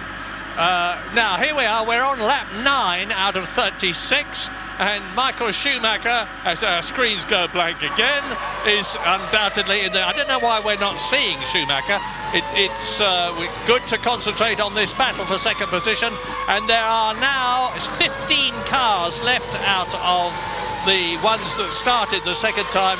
Schumacher has got a 10-second lead over the battle we keep seeing and that we're looking at now. Fisichella 2nd, Barrichello 3rd, Coulthard 4th, Hakkinen in 5th position. Jarno Trulli has worked his way up from originally way down on the grid in the Jordan, the Italian. He started 16th and he's now in 6th position. He's gained 10 places. His teammate Jean Alesi in the 2nd Jordan is 7th. And Jenson Button in the 2nd Benetton with his teammate Fisichella 2nd is now 8th. And the rest of the 10 are Jacques Villeneuve and Verstappen. Yeah, Ralf Schumacher, the reason the screens went out again, he's 12th, he wasn't 6th, where they were showing him, Murray. So Ralf Schumacher squabbling around with Panis at the back of the field, and Verstappen But I don't know what Button's problem is, but he's certainly falling back. But Trulli's on the move. Trulli's actually catching the two McLarens at the moment. That's why you can see the yellow Jordan in the background, and Lacey a little bit further behind too. So Fisichella holding his own though, Murray. Yeah, and if Michael Schumacher can stay there, and goodness, if there's one thing that the Ferrari tends to be, as well as the quickest car, is the most reliable. And we see now Olivier Panis battling with Jos Verstappen. Verstappen in the arrows is 10th. Behind him in the BAR, the white car, is Olivier Panis, and Jacques Villeneuve is down there as well. In fact, Jacques Villeneuve is ahead of Verstappen. Villeneuve is 9th, Verstappen is 10th. No, Verstappen's got ahead. So Verstappen is now in 9th position as Jacques Villeneuve there dives through and takes Button, and 8th position in the process. Yeah, it was Panis, the BAR we were looking at before. Just to finish my report on Luciano Berti, we heard from Eddie Irvine, who was involved in the incident, that he appeared to be conscious. We have no further news. We'll let you know as soon as we get some. Your leader then, Michael Schumacher, 12.2 seconds ahead last time around. He's lapping still 1.5 to 2 seconds faster than any other man on the racetrack. A 49.9 that time around. 1 minute 49.9, and he's just romping away, isn't he? Yeah, 1 minute 49.9, and the previous lap record was that of Jacques Villeneuve in 1:52.6. So, and that was in 1997 in the Williams. So Schumacher's nearly 3 seconds faster than the previous lap record. Jarno Trulli is in the pits, just going past our window here, and this was Villeneuve shaping up to take Jenson Button into the long left-hander of Pouhon, as it's called. And unusual to see Formula One cars overtaking into there, and there then is Jarno Trulli's Jordan. So whether he picked up a puncture or what, we don't know.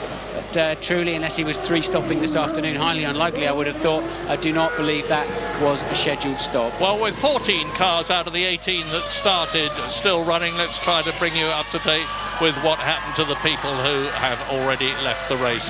Nick Heidfeld stopped very earlier on. You've seen Pedro de la Rosa, who has retired.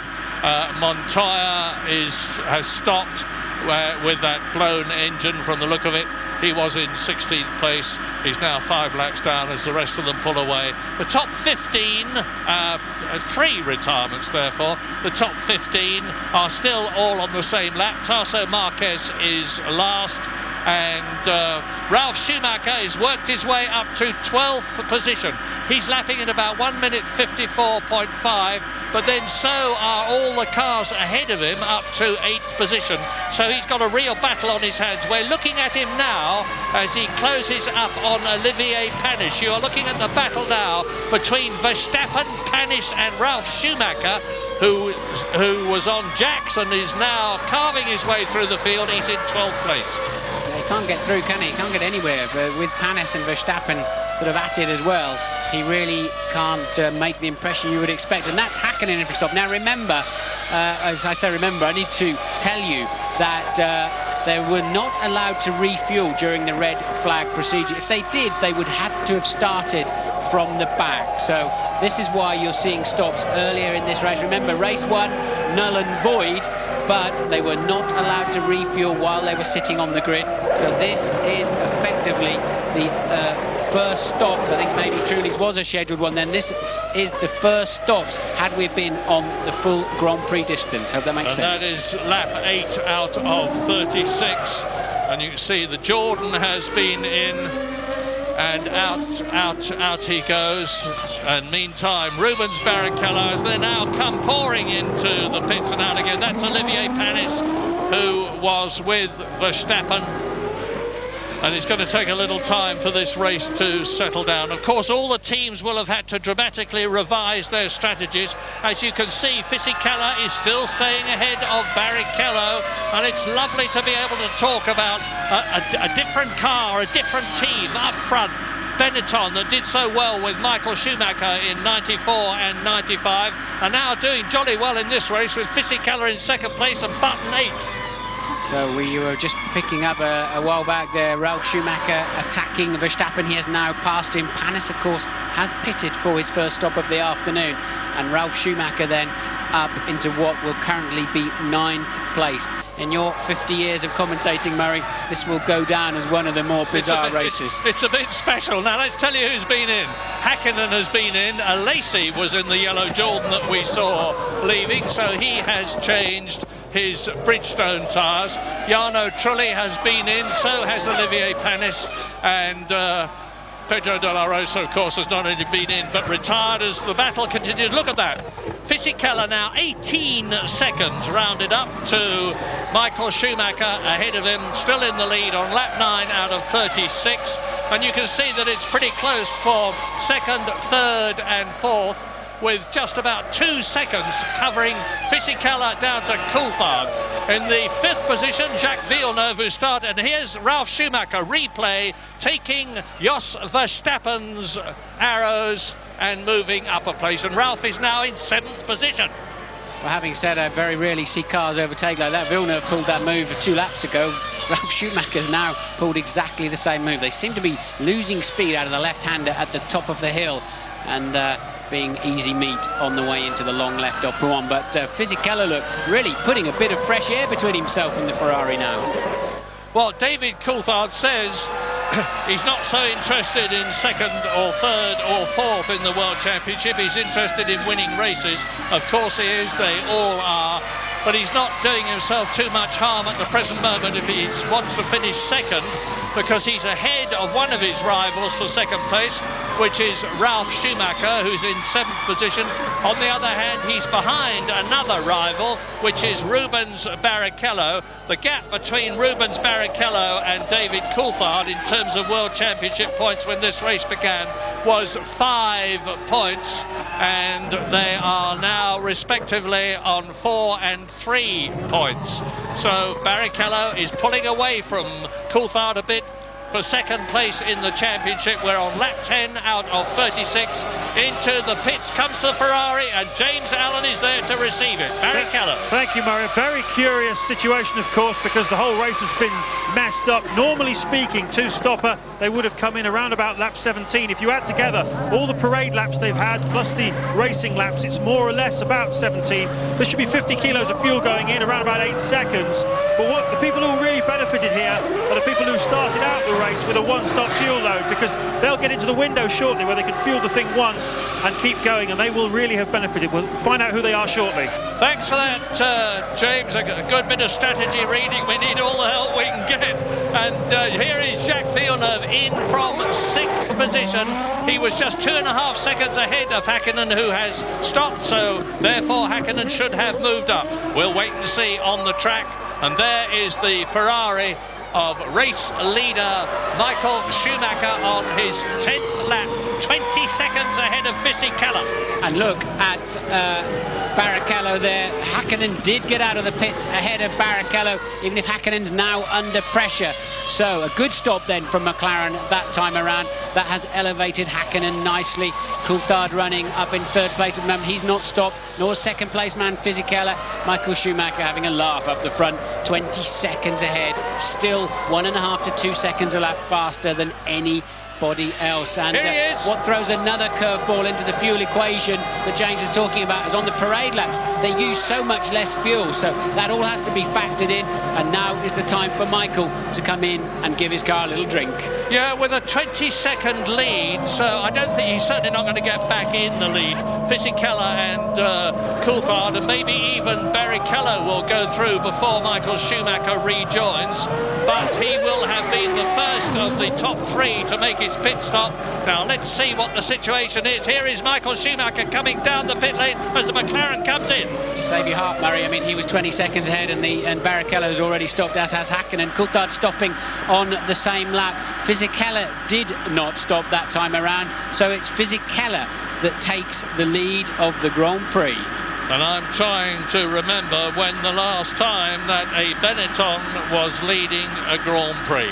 Was it Nürburgring, the one that Johnny Herbert won? Wasn't Fisichella in great shape of winning that and spun off? Just testing you, and you got it right. Johnny Herbert then, and lap 11 out of 36. Fisichella, who has not stopped, leads Michael Schumacher, who has stopped, and there to prove it is the German in the Ferrari behind the Italian in the Benetton. And if Michael Schumacher can just keep it going, he will be making history here today in Belgium by winning the Belgian Grand Prix for the 6th time, for the 5th time officially, having lost one of those victories, and to become the greatest Grand Prix driver of all time in terms of the number of victories by winning 52 races in comparison with Alain Prost's 51.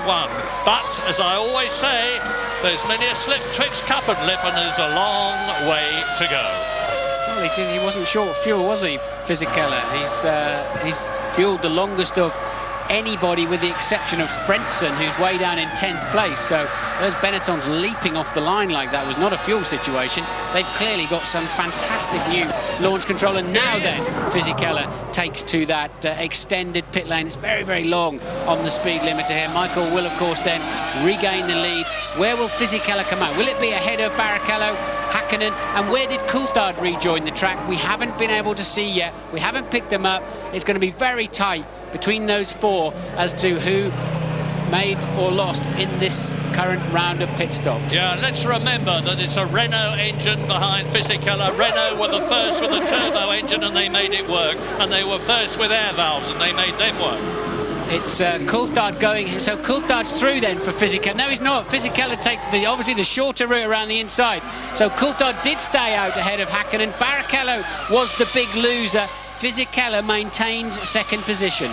Terrific bit of driving, and just to complete what Renault have done, they were the first with a V10 and now everybody uses them.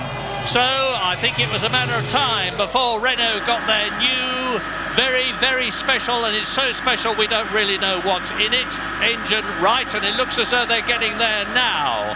So lap 12 out of 36 with Michael Schumacher. They've all stopped now except Heinz-Harald Frentzen, of the right drivers who are out on the circuit at the present moment. Michael Schumacher leading the Belgian Grand Prix, which was started 3 times. Fisichella second ahead of David Coulthard. There they are on the track. Behind them is Mika Häkkinen, just 2.7 seconds behind his teammate in 4th position. 5th is Rubens Barrichello, who, as Martin said, was the man who suffered. There he is.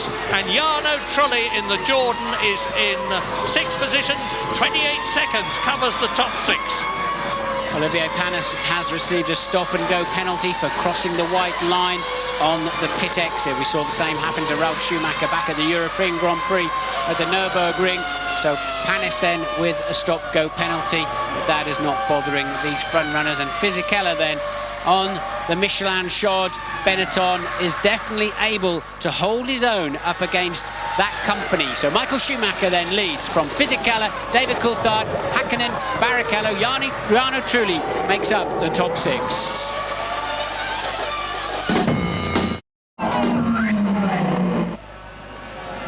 Lap 14 out of 36, and what a battle we have between Giancarlo Fisichella with Benetton to go to Jordan next year. Flavio Briatore and Pat Simmons there on the pit lane gantry, keeping their fingers and everything crossed, because this is the highest a Benetton has been this season.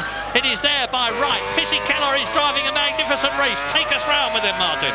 So he's down towards the Pouhon corner. You tend to turn in quite early and just let the car run all the way to that curve on the outside, and a massive forces build, but the downforce squeezes the car down into the tarmac, and no problems at all. Fania then, you must keep on the right hand side, otherwise you don't have enough space to take the left-hander. Rumble strip on the right you can use, and this is a tricky little corner, the first part of Stavolo, but doesn't his car appear to be working well? Fisichella then through the main part of Stavolo, and superb, really not having to lift at all. That's why he's able to stay ahead. And this is the kind of speed that Luciano Berti went off at, and unfortunately we cut away. I think you'd have had a bird's eye view of the energy involved. We've just missed that point now. Into the bus stop then for Fisichella. Clump those curbs. The cone stop, you're taking too much of it. The exit is easy now. You can hear the car bouncing on the sawtooth curbs. Traction control cutting in, another lap completed, and Coulthard now 0.7 of a second behind. So Renault, who perfected the turbo engine, Renault, who perfected the air valves, Renault, Renault who did the V10. Renault who've got this magic engine which they've been working so hard on during the season in Fisichella and Button's cars, are keeping ahead of the fabled Mercedes-Benz powered McLaren of David Coulthard and Mika Häkkinen, who are third and fourth. This is very, very significant what we are seeing now, and it bodes well for the 2002 season. And well, remember in the first race, which is of course now null and void, Coulthard did pass Fisichella up into Lecumbe. When he got in the slipstream, he had a superior straight line speed, but right now Fisichella is very strong out of La Source hairpin, and so Coulthard's not getting anywhere near him where he needs to through Eau Rouge. James Allen is not there.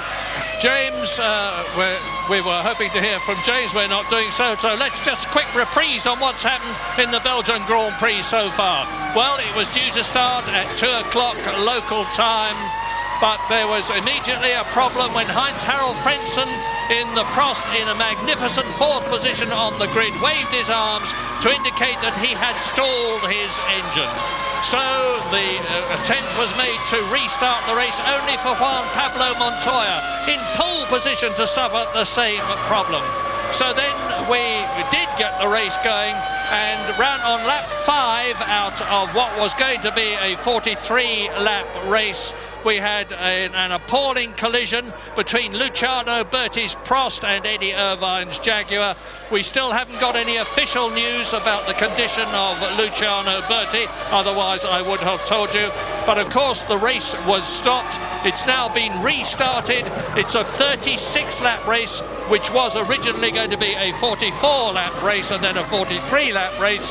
And we're now on lap 16, which is getting on for half distance. And Michael Schumacher, who started in pole position effectively after his brother Ralph had been left with his Williams on the jacks when everybody else streaked away, Michael Schumacher took the lead and looks as though he is on his way to his 5th official victory in Belgium, his 6th actual victory in Belgium. But this superb battle for 2nd and 3rd and 4th and 5th. And they are separated by about 4 seconds, those two battles. And the first one is something that we would never have expected to see, a battle between Giancarlo Fisichella in the Renault-powered Benetton, who is keeping at bay David Coulthard, who of course is 2nd in the World Championship. And there is that battle. Actually, that is Jenson Button, I think, defending from Ralf Schumacher, locking his right front into Lecumbe. Sorry, Murray, I think that is definitely a different battle there. Yeah. But Button lapping a couple of seconds slower than teammate Fisichella, so clearly I would imagine some kind of problem, or he's not happy with the handling or something, because Button really on the back foot despite that sensational start to the second part of today's Grand Prix. Yeah, Fisichella seems to have had the best of Benetton all season. Of course, it's his 4th year with the team.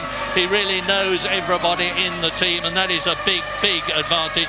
We tend to forget that it's only Jenson Button's 2nd year of Grand Prix racing. But I remind you that out of the race now, long gone, Heidfeld, De La Rosa and Montoya.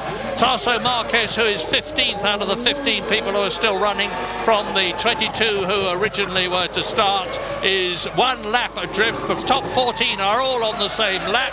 And you're watching now the Minardi being lapped. We're on lap 17 now, and David Coulthard try as he may, and there's no question of Fisichella having to come in and make a pit stop and therefore running light on fuel, because he has already done that. He's in. The McLaren and the Benetton are racing on even terms, and so are the McLaren there of Mika Häkkinen and the Ferrari of Rubens Barrichello, who are 4th and 5th.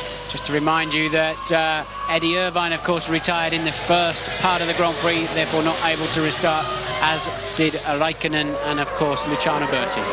Yeah, and David Coulthard is consolidating his 2nd place in the Drivers' Championship at the present moment, because he is ahead of both his rivals. He's in 3rd place, Rubens Barrichello is in 5th place, and Ralf Schumacher is down in 10th place, not even in the points.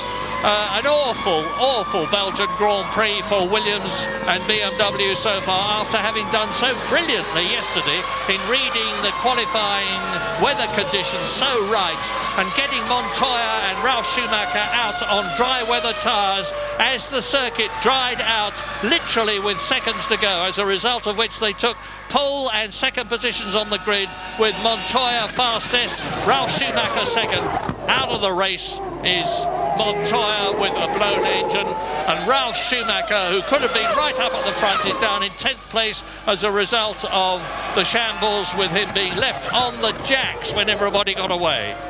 Hakkinen managing to ease away a little bit then from 5th place man Barrichello, and there's Barrichello without a wing. I think he's probably been across the grass at the bus stop. That is why he's falling back, and that's 4 1/3 miles he's got to go before he can drop into the pit for a 15-second nose change. So Barrichello having a disastrous afternoon. Good news for Coulthard, second in the World Championship. Barrichello struggling, and Ralf Schumacher back in 10th place, so he will have such a terrible understeer. He'll lose a good 10 to 15 seconds. Look for the yellow Jordan in the background, because that's Jarno Trulli. He's in 6th position. He's bound to get past Rubens Barrichello without the downforce on the Ferrari. There is the new nose and wing waiting to go on. But meantime, Barrichello is having to feel his way round the circuit with massively reduced downforce and therefore grip on the steering wheels at the front. Jarno Trulli is gaining on him hand over fist. He was 6 seconds behind him. Jarno Trulli is going to take 5th position and 2 World Championship points, and his teammate Jean Alesi, who is currently 7th, there is Trulli. Trulli has caught Rubens Barrichello, who's still running 5th, and through goes Trulli up into 5th place, 2 World Championship points. Now, where is Jean Alesi? There he is. Jean Alesi is going to move up into the points. Jordan really need this, because they are down in 6th position in the World Championship. And there is Alesi. Barrichello can't stop, of course, can't slow down. He's got no downforce on his front tyres. It's all at the back of the car, no grip at all, so that's why he's struggling under braking everywhere. And Alesi getting a good run off at him through Stavolo.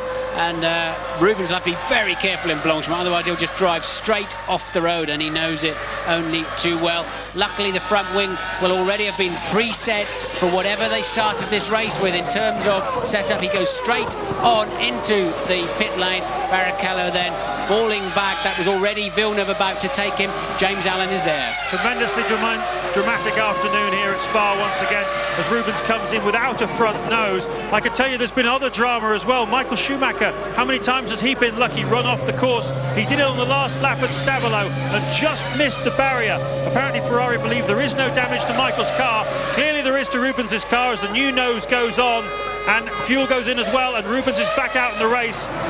James, I must take it. Jenson Button out of the race. You can see he's gone into the wall in the Benetton and has removed his left front wheel. He was in 10th position. He's out of the race. And here is a replay of what is happening, or what happened, as Ralf Schumacher in the Williams in the background made to go through, and the wing comes off before Schumacher went through, so it was not a coming together. Jenson Button must have dislodged the wing as he went over the rumble strip.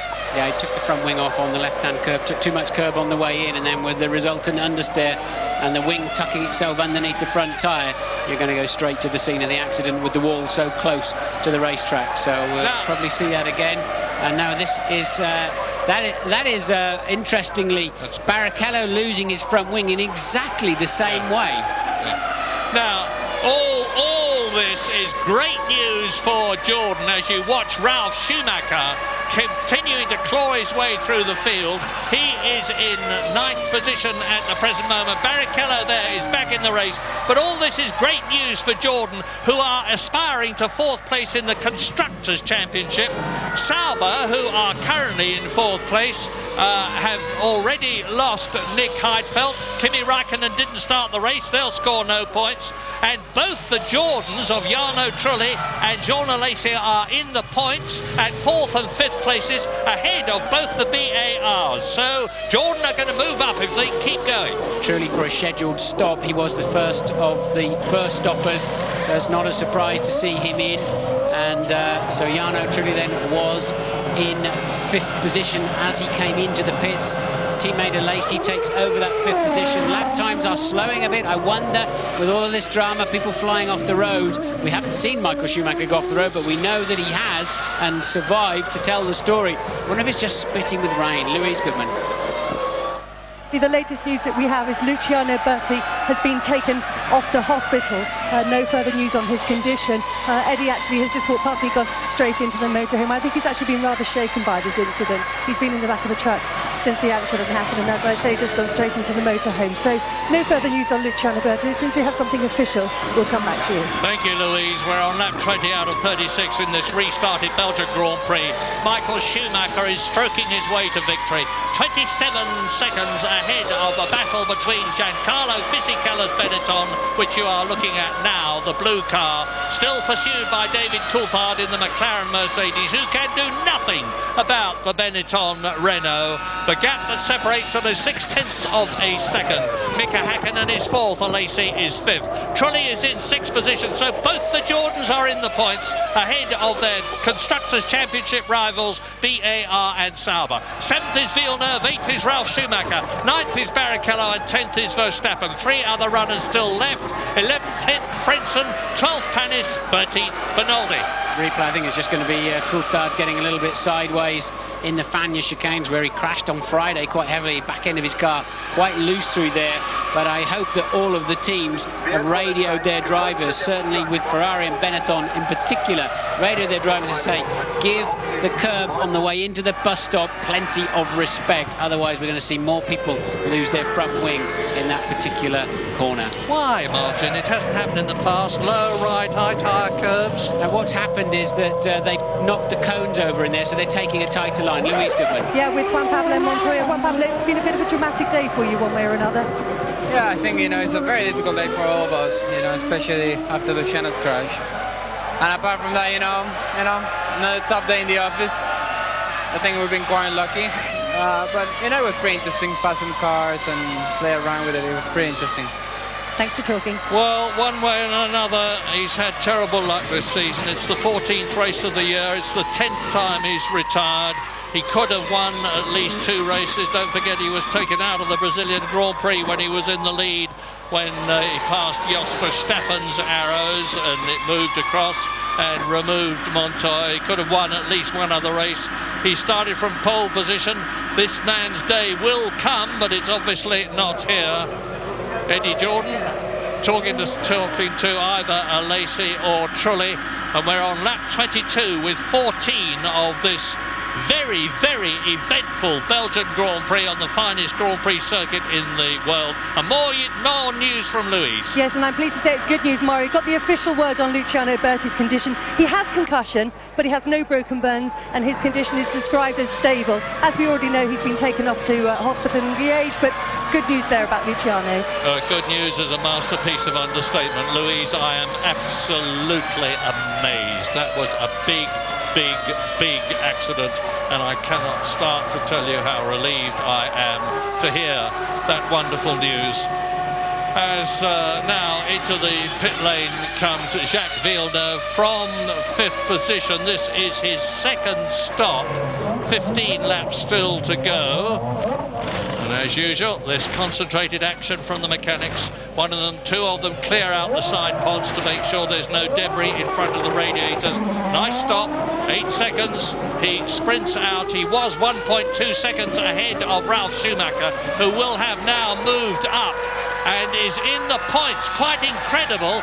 Ralf Schumacher, who started last after they got his car with 4 wheels off the ground onto it, and he'd stormed round and tried to catch everybody up, is now in the points out of the 13 drivers who are left. But of course he has yet to stop a second time, which is what Villeneuve has just done. As we look at David Coulthard, still looking at the gearbox of the Benetton in front of him, thinking, how can I get past? And with a gap like that, he is not going to.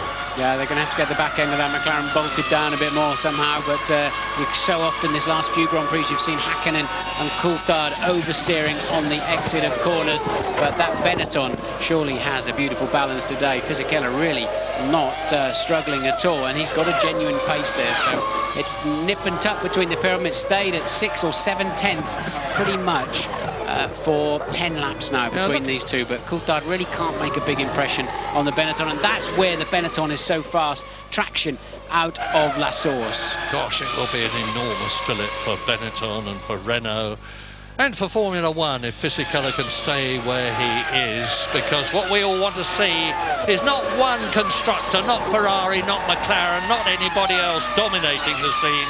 This year we've seen Ferrari and McLaren, who've done so for so long, being caught and passed and losing races to Williams. It would be lovely if next year there's a fourth team up there as well. But have a look at the rear wing of David Coulthard's McLaren.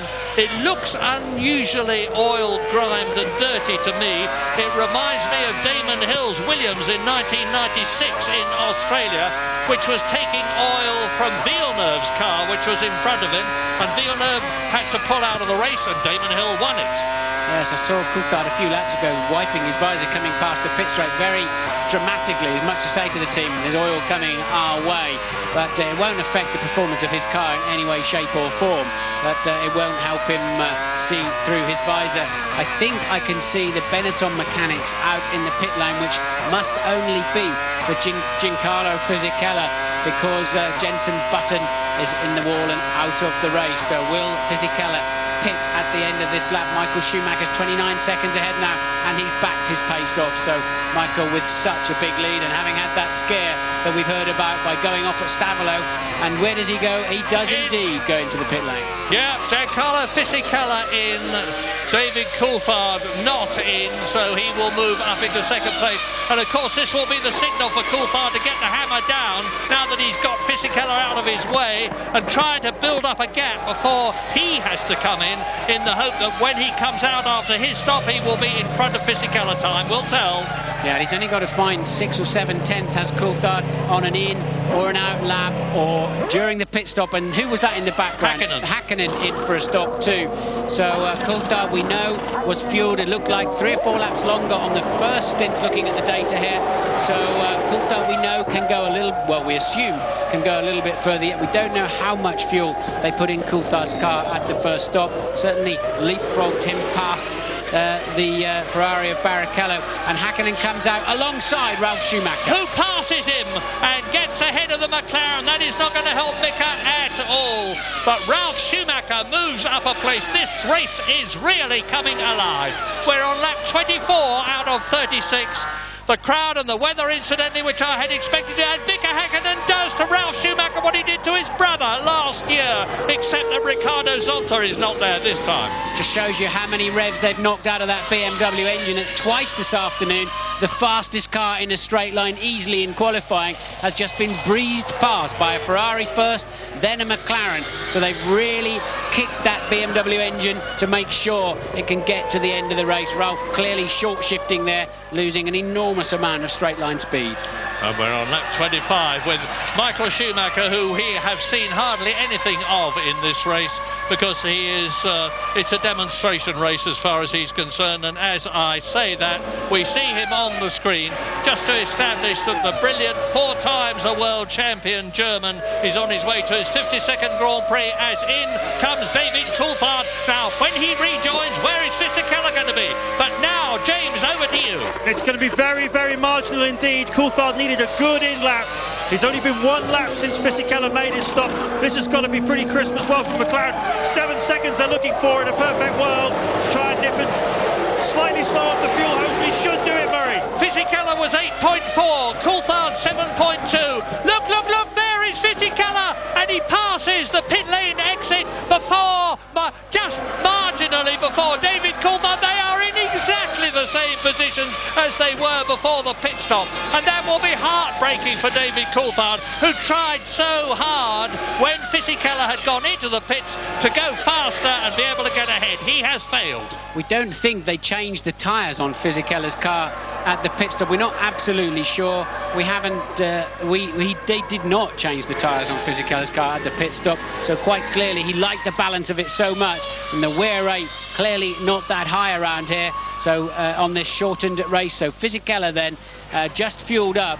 And can Coulthard do anything about it on this stint, the final stint of the Grand Prix? Bit of a gamble for Fisichella, who is on Michelin tyres, of course. And here is Michael Schumacher coming in for his stop with a lead of 37 seconds. So he can refuel, change all four wheels, take his helmet off, have a smoke and a cup of tea, put him on back again and rejoin in the lead. A massive, massive lead. And a very slick stop from Ferrari. 7.7 seconds, which is 0.7 of a second faster than the quick one we have just seen. And Michael Schumacher tours out of the pits. He's still going to be in the lead. He has not lost it.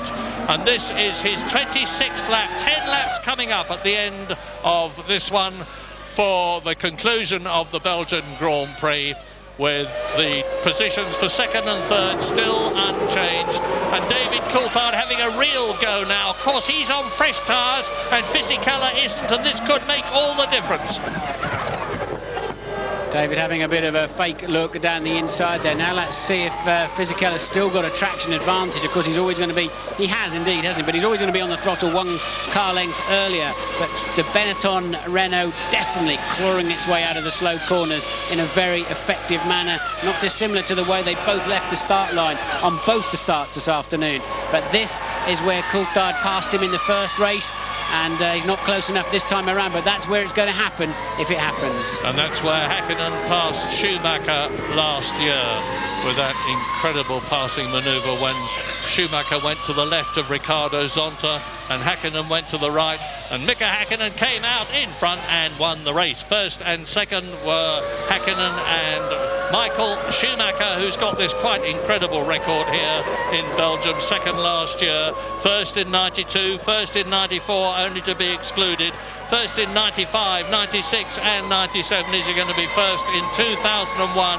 Well, David Coulthard, as I said, if he finishes second or third, is going to increase the gap between himself and the third place man in the Drivers' Championship, who is Rubens Barrichello, who is still ahead, of course, of Ralf Schumacher. Race order on lap 26, 36 lap race. Michael Schumacher leads, Fisichella and Coulthard, that you can see there, battling for second place, ahead of Mika Hakkinen fourth and Ralf Schumacher, separated by 8 seconds. Jarno Trulli is in sixth place, his teammate Jorna Lacey, and then look at this. Look how close Coulthard is this time around, but not quite close enough. Updated information from the pit lane. They just changed the rears on Fisichella's car, apparently, and not the front. So 2 new rears.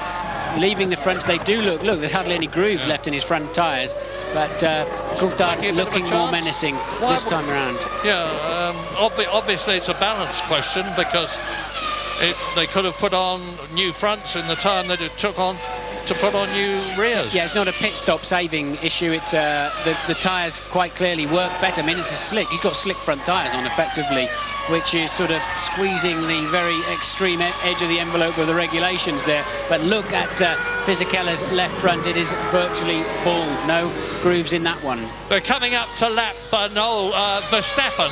They've already lapped, as has Michael Schumacher, of course, Enrico Bernoldi, who is 13th out of the 14 runners, and Olivier Panis, who is 12th. Now they're coming up to Jos Verstappen, who is in 11th place in the Arrows. And here we're looking back at the replay of Mika Hakkinen going into the bus stop, getting it cross-threaded, going over the grass, easing off just to keep the front wing clear of the ground, regaining race pace. And of course he was 16 seconds ahead of Jarno Trulli. So although he's lost time, it won't have affected his position.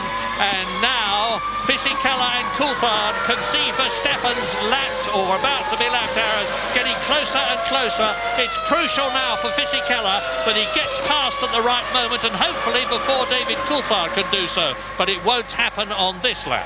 And look how dirty Coulthard's car is from, it must be, clearly having followed him so long, from the Benetton of Fisichella.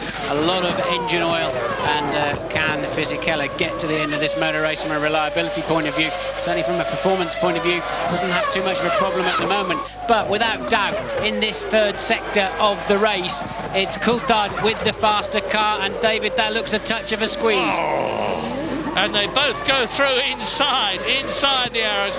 They shall not pass the Maginot Line policy from Giancarlo Fisichella in the French engined with the Renault Benetton, and he stays ahead of David Coulthard. What a wonderful season David Coulthard has had.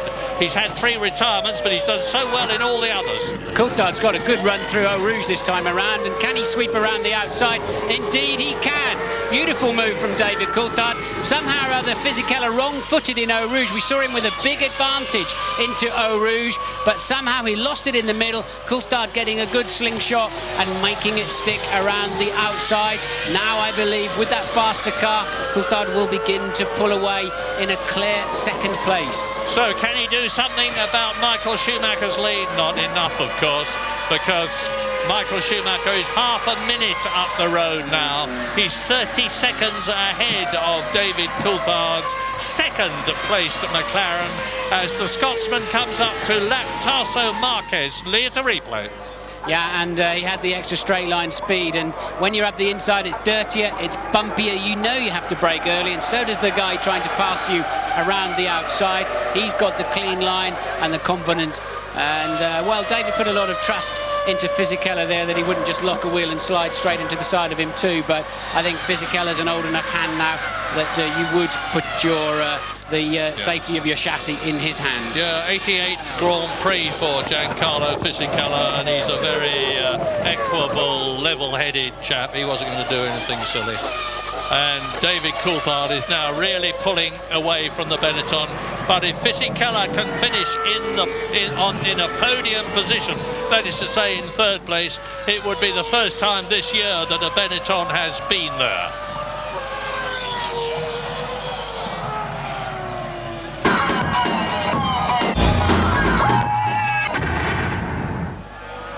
Lap 30 in this 36-lap race in Belgium, and look at this battle for 6th position, the vital World Championship point. Jean Alesi, the French-Sicilian veteran in the Jordan, is staving off Barrichello. Behind Barrichello, trying to take him now as they come up to Les Combes, is Ralf Schumacher, who started last and has fought his way up to 7th. Can he make it 6th? Can he make it 5th? I suspect Ralf Schumacher's been told to rev the engine harder now. He's not going to score any points anyway if he blows up, and he's not going to score points unless he passes at least one of those cars in front of him. So suddenly Ralf Schumacher with more straight line speed now, and Jean Alesi grimly hanging on to try to score an important World Championship point for the Jordan team. His teammate Jarno Trulli 3.7 seconds up the road in 5th place. So Michael Schumacher 30 seconds ahead of Coulthard, who's pulled away 4 seconds from Fisichella. Hakkinen trailing 8 seconds further down from Fisichella. Trulli, Alesi, and this squabble you're looking at now. Yeah, there's no battle for first, second or third places with 6 laps to go, including the one they are on. And I don't think Mika Hakkinen can catch Fisichella, but my goodness, there's going to be a battle for 5th, 6th and 7th, because Jarno Trulli in 5th position in the Jordan. Oh no, he's well clear of Jean Alesi. I say there's going to be a colossal scrap. There is a colossal scrap. You're looking at it for the last World Championship point for 6th place. And if Jean Alesi can get it in only his 2nd drive for Jordan, having scored twice already for the Prost team previously, he will be elated. he's famous for taking off his helmet and throwing it into the crowd. Helmets don't cost all that much, but they're full of extremely expensive radio equipment, and I don't think Jordan would have been expecting him to be in a position to do it. Let's hope for their sake that he changes his mind this time if he finishes in the points. If he does, it will be a magnificent achievement. He's the most experienced Grand Prix driver of them all this year. It is his 198th Grand Prix, and Jean Alesi at Les Combes on lap 31 out of 36 leads Barrichello, who is 7th, leads Ralf Schumacher, who is 8th, and behind them is Jacques Villeneuve in the BAR. Well, they've all stopped twice, as anticipated. Alesi had a relatively travel-free run. Of course, Barrichello had to stop for a new nose. Ralf Schumacher started at the back of the restarted race after being left stranded on the jacks. The mechanics not quite getting the car down in time and having to get off the grid. So Jean Alesi then grimly trying to hang on still as he heads towards the final chicane. He appears to have enough speed, given that Barrichello is in his dirty air, and you just see truly was moving out of the foreground of your screen as they came into this chicane. Yeah, and it appears to me that Jacques Villeneuve has pulled the bung out. It looks to me visually as though he's closing marginally on Ralf Schumacher in 8th place ahead of him to make it hopefully a 4-car train battle for that 6th position. Michael Schumacher, race leader, as he has led all the way. Once again, the luck has been with him, because when he started this race, Juan Pablo Montoya, the pole position holder in the Williams, had to go to the back, and his brother Ralph was still up on the jack. So good fortune has once again come Michael Schumacher's way, but as ever he has exploited it superbly. His lead has dropped to 26 seconds, but that is a colossal advantage with only 4 laps to go at the end of this one. And David Coulthard therefore is closing up on him. In fact, on the previous lap he was about 2.5 seconds faster, but I'm sure that's because Michael Schumacher, experienced as he is pacing himself. Barrichello in a very good position there. Jean Alesi necessarily having to defend his line, and well, I really thought Jean would just spear forwards there and be the last of the late breakers. Didn't do so. Probably didn't defend as aggressively as I expected Alesi to be, given that it's for the final point of the afternoon. No point finishing 7th in any Grand Prix, especially this one. So Barrichello moves into an all-important point-scoring position. Yeah, so Jean, look at the gap he's built in just a few hundred yards, as Ralf Schumacher now decides he's going to have a go. Here's the replay up to Les Combes. From behind his rear wing and slipstream, out of the dirty air goes Rubens Barrichello, moves across. Jean Alesi has to give way and defer, which gives Ralf Schumacher the opportunity to move up a bit in 8th position, and Jacques Villeneuve is 2 seconds behind this battle you're looking at now, but 2 seconds is a long way in terms of track distance. This is lap 33. We've still therefore got laps 34, and bang, out goes the Jordan of Jarno Trulli. That means to say that Alesi is back in the points again, and Rubens Barrichello moves up another place. Another heartbreaking end of race situation for Eddie Jordan's team. Yeah, poor old Eddie Jordan, poor the Jordan team. They don't deserve that. They really don't. They've just had Alesi moved out of a point scoring position just as Trulli blows up. They were on for 3 points, and all of a sudden they're on, well, of course Alesi moves back a point, back into 6th now with the demise of his teammate.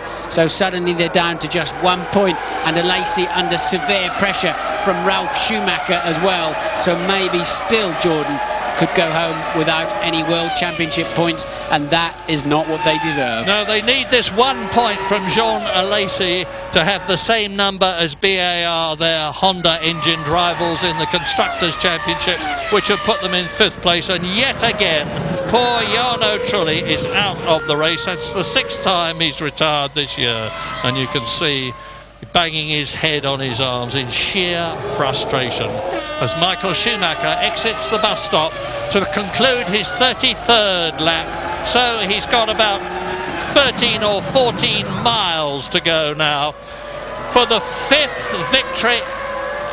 I thought for a moment that Barrichello had slowed up a bit there as he came out of the corner on his way up to the bus stop. But still, Ralf Schumacher is pursuing Jean Alesi, and now it's for a World Championship point. If Ralf can get ahead of the Jordan, it will be to move up into 6th place, and as Martin has pointed out, he might as well go for broke. If he blows the BMW engine up, he's lost nothing. If it stays together, unlike that of his teammate Pablo Montoya, he will get a World Championship point. Now, Schumacher was alleged to have said something rather disparaging about Montoya when the Colombian blew his engine up leading the German Grand Prix at Hockenheim, which the telemetry disproved. But the fact remains that again it's been Montoya's engine that's gone, and so far Ralf Schumacher's has not. Michael Schumacher is now on lap 34 out of 36. There's his lead. And Coulthard has stretched the gap between himself and Fisichella, who he just passed, to 10 seconds. Fisichella 10 seconds ahead of Häkkinen. The first 4 places looking established, as is 5th for Barrichello, who has speeded up and is marginally catching Mika Häkkinen. But what a scrap for that last championship point. Now, how many revs will Ralf Schumacher be using down the straight? Surely he's in the absolute ideal position to give it a little bit extra, and no, he's not close enough. So but this time around on the managing to stay on the outside, Alesi could take that better line into Lecombe chicane and retains position. 3 laps remaining, of course. Same sort of situation that Mika Häkkinen had with Michael Schumacher last year, because having spun, the Finn in the McLaren Mercedes started catching Michael Schumacher. He tried to get past him at Lecombe at 1 point, only to virtually have his nose chopped off by the Ferrari as Michael Schumacher established his racing line. But it was on the very next lap that Mika Häkkinen did that incredible move which took him past Zonta to lap him and Schumacher Michael to take the lead. Lap 35 for Michael Schumacher now. Just this one and the next one between him, and yet another 10 World Championship points to take him over the century, to give him 104 World Championship points. He's breaking record after record. If he wins this race, he's going to beat Prost's all-time record. Ralph's got a chance into the bus stop. He's clearly in the zone here. But how late is Alesi on the brakes? Later than we saw when Barrichello passed him, that's for sure. So Jean now fighting harder than ever to score a World Championship point. I think when Jean sees a replay of Barrichello passing him, he'll be annoyed with himself for not fighting a little bit harder on that one. But now he's giving it absolutely all he's got. Well, with Michael Schumacher on his 35th lap, people before this race began were saying, will Michael Schumacher let Barrichello win the race and therefore strengthen his position to be second in the Drivers' Championship by passing David Coulthard? Well, first of all, to do that, of course, he's got to be in a position with Barrichello right behind him. That's not the case. Now Schumacher's having a go again. Now can he get inside? And Alesi once again turns across the front of the Williams BMW. He is absolutely determined that he is going to have that 6th position on the World Championship point that goes with it, and not Ralf Schumacher. But Ralf Schumacher will know what the score is. He will know that on the next lap he's got to be that much closer to Alesi than he was on this one, and Alesi will know the same thing. You can bet that Alesi is spending nearly as much time looking in his mirrors as he is looking ahead of him. And Michael Schumacher is now on his last potentially victorious lap of the 2001 Belgian Grand Prix. He's got 772 World Championship points already. It will be 782. He will only be 16 points behind, 16 and a half points behind Alain Prost's all-time point scoring record if Schumacher wins here. I say we haven't seen much of him, but he's had another great drive, and his brother's doing the same thing. That's exactly where Bertie and Eddie Irvine got together, but Ralf then just backing out of that scenario.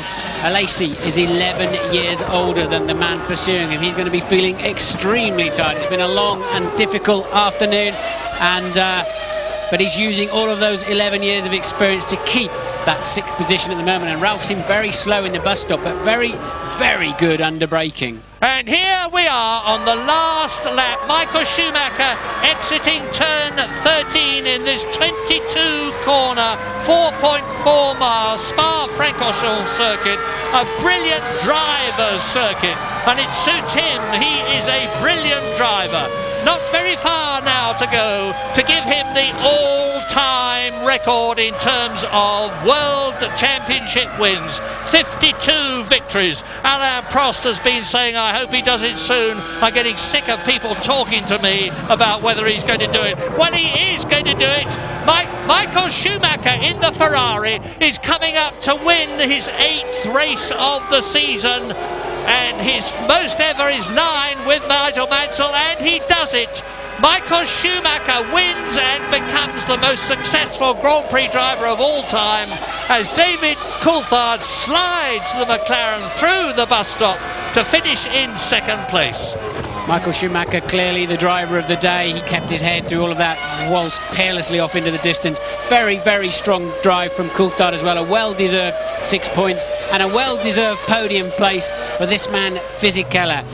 He's finishing 17 seconds down on Coulthard on the end, faded towards the end, but Häkkinen with a moderately lackluster for him, especially afternoon, down in 4th place, 36 seconds off the lead. But Michael Schumacher was just swanning around at the end. He gave 6 seconds away in the last lap alone, did Michael Schumacher. Yeah, there's Barrichello finishing 5th, but who's going to be 6th? Is it going to be Jean Alesi? Is it going to be Ralph Schumacher? Let's go back down the track and find out. And there is the answer. It's going to be Jean Alesi. Jean Alesi in his 2nd race for Jordan retrieves something for the team with a quite superlative fighting drive to 6th position and a single World Championship point. But mostly unseen by us, and of course the heartbroken Jarno Trulli, this has been Michael Schumacher's day. And he quietly contemplates things. I don't think the numbers mean all that much to him. Herbie Blash says, well done, Michael. I would be surprised if we see any euphoric jumps for joy from Michael Schumacher on the podium at this race. It's been a pretty tense one and a pretty fraught one for all of us after that appalling accident to Luciano Berti. And let us hope the news we had from Louise Goodman that he seems to be all right is indeed true. But a wonderful day for Benetton too. And Ralph Schumacher, well, I was going to say, doesn't seem to be too happy. He's pretty elated about something. I think it was the fighting drive he had with Jean Alesi, who has actually got back with his helmet intact on his head and not disappearing into the crowd. So confirmation, a wonderful win which makes him the most successful Grand Prix driver of all time, to the man in red, the Red Baron, Michael Schumacher from Kerpen in Germany. David Coulthard has consolidated his 2nd place in the Drivers' World Championship with 3 races still to go. And a superb podium 3rd place for Fisichella and for Benetton, the day after it's announced that he will be moving to Jordan next year. Mika Häkkinen makes it 2 McLarens in the top 4, and Rubens Barrichello makes it 2 Ferraris in the top 5. A point for Jean Alesi and Jordan means that the Jordan team are now tying with BAR for the 5th place in the Constructors' Championship, 4 points behind Sauber. And no change in the top 3 of the Drivers' Championship, of course. And Rubens Barrichello, the gap between him and David Coulthard has been extended, with Ralph Schumacher still in 4th place ahead of Mika Häkkinen and Montoya in 6th position. Look at that. That's a replay, I would guess, of Jarno Trulli blowing up a few laps before the end of the Grand Prix. Michael Schumacher, clear visor today, dull day overhead, but no problems at all. I have to say, Martin, that Honda have not got it right this year against Mercedes-Benz, against Ferrari, against BMW, but more of that later perhaps as the victorious trio mount the steps to the podium, where shortly we will be seeing them. Another race victory for Bridgestone tyres, another second place for them, a fine third for Michelin with Giancarlo Fisichella. Ferrari, of course, are even further ahead in the Constructors' Championship, which they've already won than they were before. Williams are still third to McLaren, and Sauber are still fourth, but only 4 points now ahead of BAR and Jordan. There's all to play for as far as they are concerned in the 3 remaining races of the year at the most charismatic circuit of them all, Monza in Italy in 2 weeks' time. Then the newest of the lot at Indianapolis 2 weeks after that, and the fabulous Suzuka circuit in Japan in the middle of October. But you're looking now at the man we saw very little of in the race because he was so far ahead. Difficult for him to maintain concentration? Well, it would appear so. We hear from the pits that he did go off the track. We didn't see it on our pictures, that's for sure, but at that point Michael was still pushing like crazy, building his lead more and more, and since that incident he's really backed off and cruised home, but ended up just 10 seconds clear of David Coulthard in the end. 8 wins for Michael this season. The most any driver has ever had in one season is 9, and that was Nigel Mansell, who's here incidentally in his victorious year for the World Championship in 1992, and Michael Schumacher himself when he was with the Benetton team. There's 3 races left, and if Michael wins 2 of them, it looks as though there's little to stop him. He will add yet another record to his incredible record. Michael, we saw in that slow-mo replay, still with his rip-off on his visor. He didn't follow anything all day, did he really? Blitzed past a few back markers, but absolutely clear car and helmet and visor for the winner Schumacher.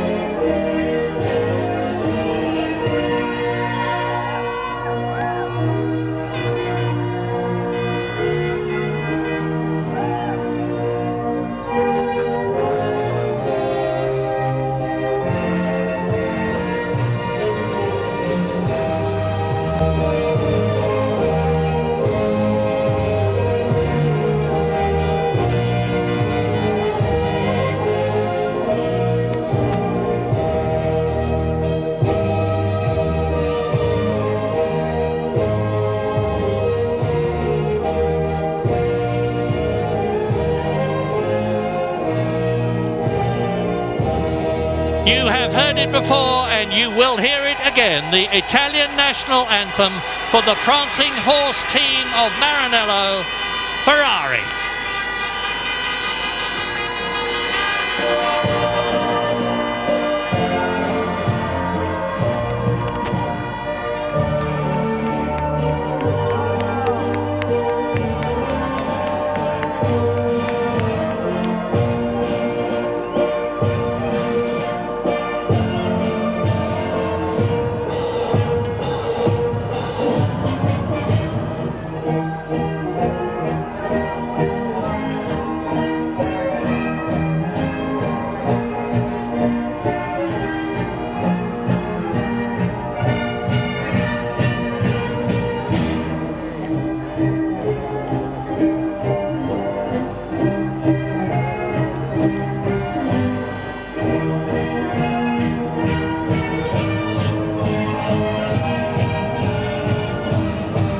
Believe it or not, there have been protests from politically correct killjoys about Michael Schumacher conducting the national anthem in front of the Ferrari joyous team. So he responsibly stands with his hands clasped in front of him. But now he can lift the trophy, the 52nd winner's trophy that Michael Schumacher has done that with in his quite amazing career of 158 Grand Prix. He has won 1/3 of them. An amazing record, which is about to make him not only the most successful driver in terms of victories, but very shortly the most successful driver in terms of championship points. He has been one of the architects for Ferrari's return to the top, and he richly deserves all the success he has had. But isn't it nice to see Benetton back there? Absolutely, it's great for the sport, great for Benetton and Renault. Eddie Jordan won't be too disappointed either. Of course, Fisichella is going to Jordan next year, and he's looking a bit of a star today, no doubt about that. But the champagne is flowing, and I think that's probably extra good news too. But the best news of all, subject to official confirmation, is the news that we understand that Luciano Berti was not badly hurt in that appalling accident. A wonderful day for Schumacher and for Ferrari.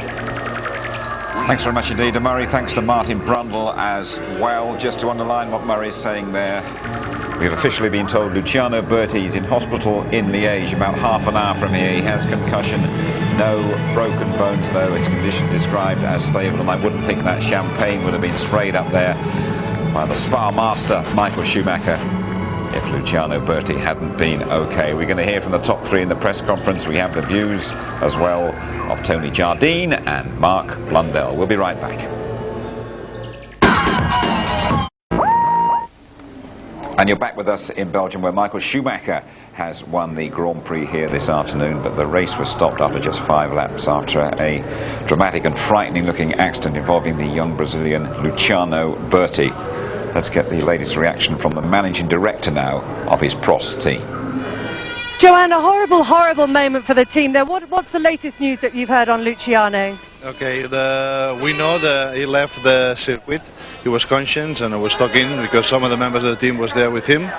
The doctor said that they have nothing broke, but obviously have a big shine in the face. He was a bit bruised and he's been taken to the Rio Hospital. He was a very lucky boy, because that was a horrendous accident, wasn't it? Yeah, well, Natalia looks very impressive. Lucky enough, there was a lot of rubber down there, and hopefully absorb a little bit the shine. Mark, you've come through an accident like that. What were your first impressions when you saw it? Very similar.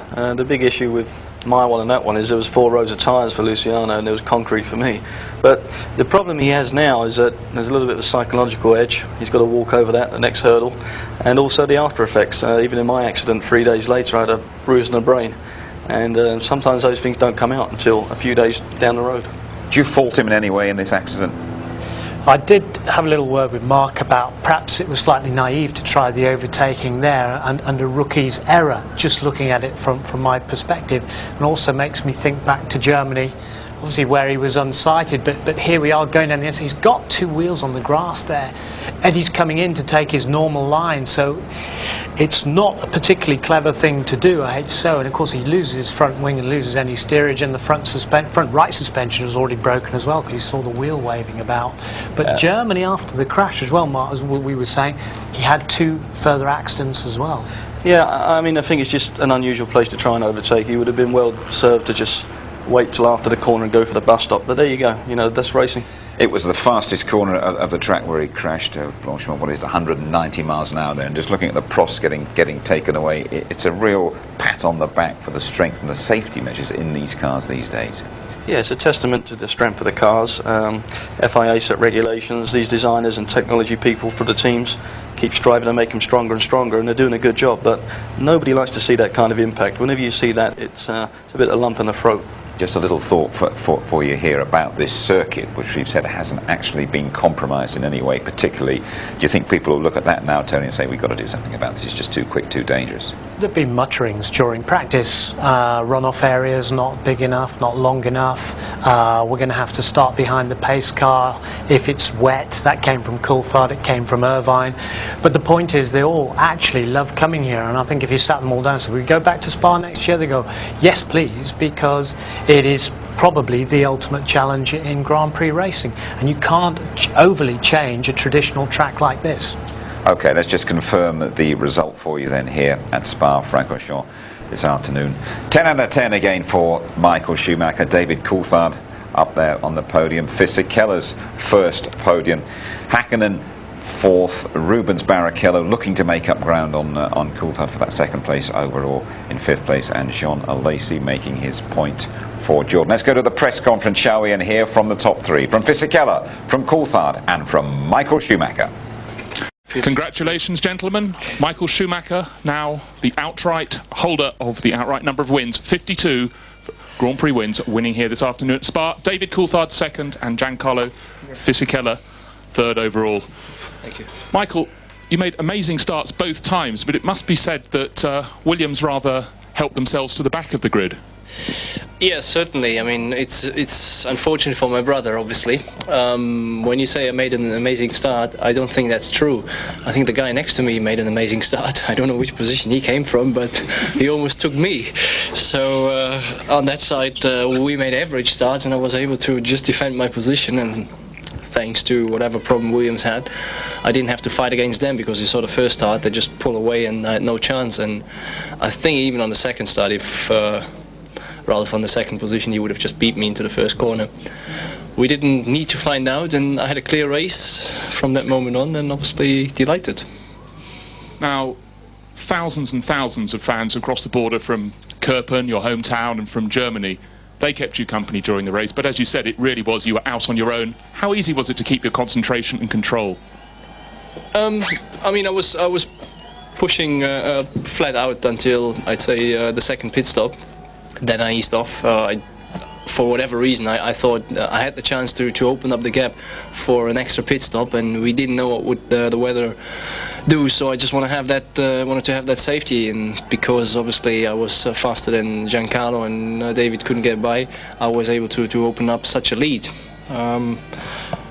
That helped. I lost once the concentration going wide in turn 15. I was just playing with too many buttons at the same time, and then running wide and almost gone into the barrier. It didn't need much to do that, but when you fight on the limit, when you drive, then that's what can happen.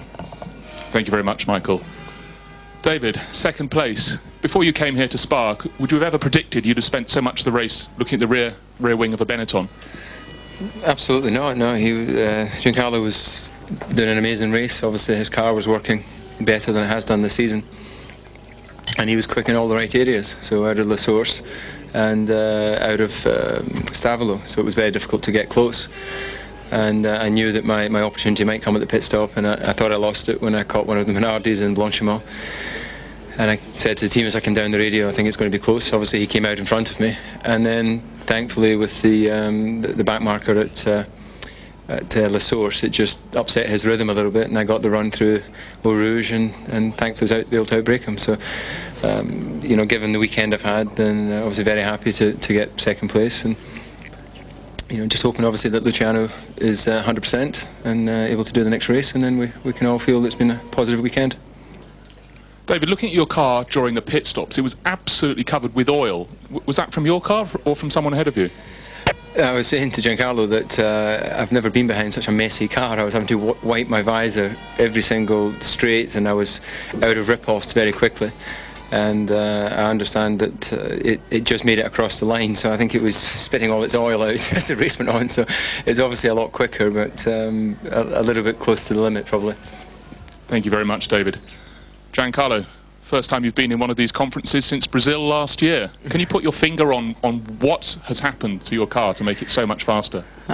Obviously there was the new aerodynamics package here, and the car was much more competitive, easier to drive, easier to make a good setup, even much more grip than normal.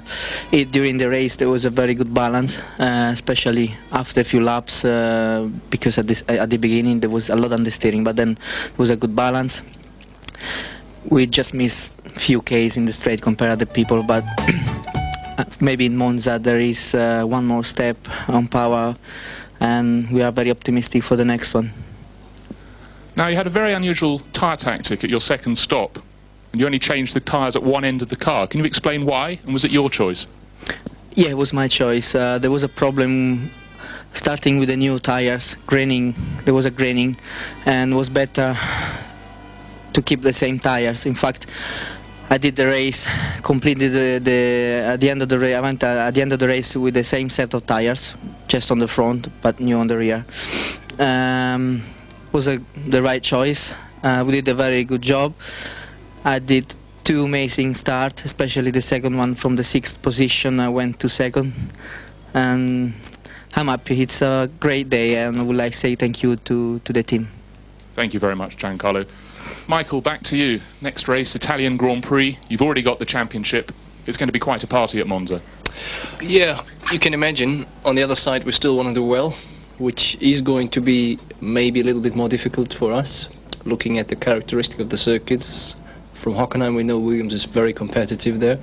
So we have to work very hard, and we have to find out what we can actually do against this strong package of what they have. But we certainly will try, as we have tried here. But anyway, we have good reasons to celebrate down there. Indeed you do. Michael, thank you. Michael Schumacher wanting even more at Monza in a couple of weeks' time, and their confirmation 52 victories for the 4 times German world champion, 1 more than Prost, Senna, Mansell, Sir Jackie Stewart, Jim Clark and Niki Lauda in that very exclusive club. Never any danger today, Tony? I think it's fabulous for Michael Schumacher. It's his 10th anniversary of his debut here in '91 for Jordan. The following year, when he was teammate to our own Martin Brundle, had his first victory here, and now he's joined the great Ayrton Senna and the great Jim Clark on 5-time winner at Spa-Francorchamps, a circuit that, you know, he loves so much, so close to his heart, so close to his home, and the fans who all came here to pay homage to him have gone away rewarded. Driver to driver, any chinks in that Schumacher armour? I can't see any. I don't think so. I mean, now and again he does lose concentration, but we've seen that before in world champions like Senna at Monte Carlo. But when you've got nothing to do, you know, when it's so easy, it's going to happen. But I think we need to extend the track, for him at least. Right, we have plenty more incidents to look at. We're going to chat to 1 or 2 of the key characters as well when you rejoin us in Spa Seated.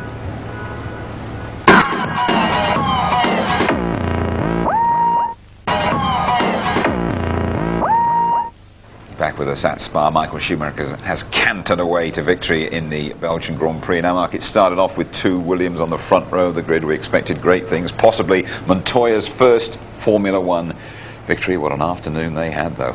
Terrible, really. I mean, Monty's dream got crumbled very early on. Their hands up in the air, engine stalled. We don't know whether that's because the initiation of him putting in first gear or something software-wise. But a hard blow for him and a hard blow for the team. Everything that he did yesterday wasted. At the same point, there's the issue there with Ralf Schumacher up on the jack still. I've never seen that before in Grand Prix racing, and in fact I don't think I've ever seen it in racing full stop, and a bad issue, you know, for Williams' team. I mean, they should not make mistakes like that at all. And here's Montoya blowing up at the end, and well, Martin Brundle asking 1 or 2 questions about the reliability of the BMW engine. Well, we saw early in the warm-up that they weren't doing many laps, so you know, a discussion already came up actually between me and Martin that we thought the engines weren't going to be reliable, and definitely for Monty we were proving right, weren't we? Start of the show, if you were with us, we saw Giancarlo Fisichella almost putting a brave face, wasn't he, on his return to Jordan. I think he's genuinely very happy now, isn't he, after that, after getting up on the podium. But how happy are Benetton letting him go? The team love him. Alan Permain, his engineer, has been with him from the start. He's been at Benetton, worked very closely. They've helped develop that car together, along with Mike Gascoigne and his team, and made these improvements, which started in Hungary with this, you know, this sort of high downforce aerodynamic packages working. But this lightning start, just incredible. Button as well coming through, only being foiled at the last minute by Hacken going in front of him, Barrichello getting overtaken, and Fisichella up to second place, whilst De La Rosa gets sandwiched there in between Heidfeld and poor old Montoya taking a knock as well at the start. And that's when we saw, look, De La Rosa out of control and actually hitting Heidfeld as they went down the hill. Look again, look at Fisichella's start, absolutely lightning clear. Clearly huge improvements to that Renault engine, 110 degree V, revolutionary. They've taken big gambles this year, and there's the squeeze you saw in the sandwich. Della Rosa getting it at the hit from Heidfeld. David Coulthard's worst qualifying position for 3 years, Mark. He spent a lot of the time in this race looking at Fisichella from behind and finally got past him for the second place. He drove a solid race, DC. You know, the move was a good move as well. Outstanding when he went around the outside there into the chicane.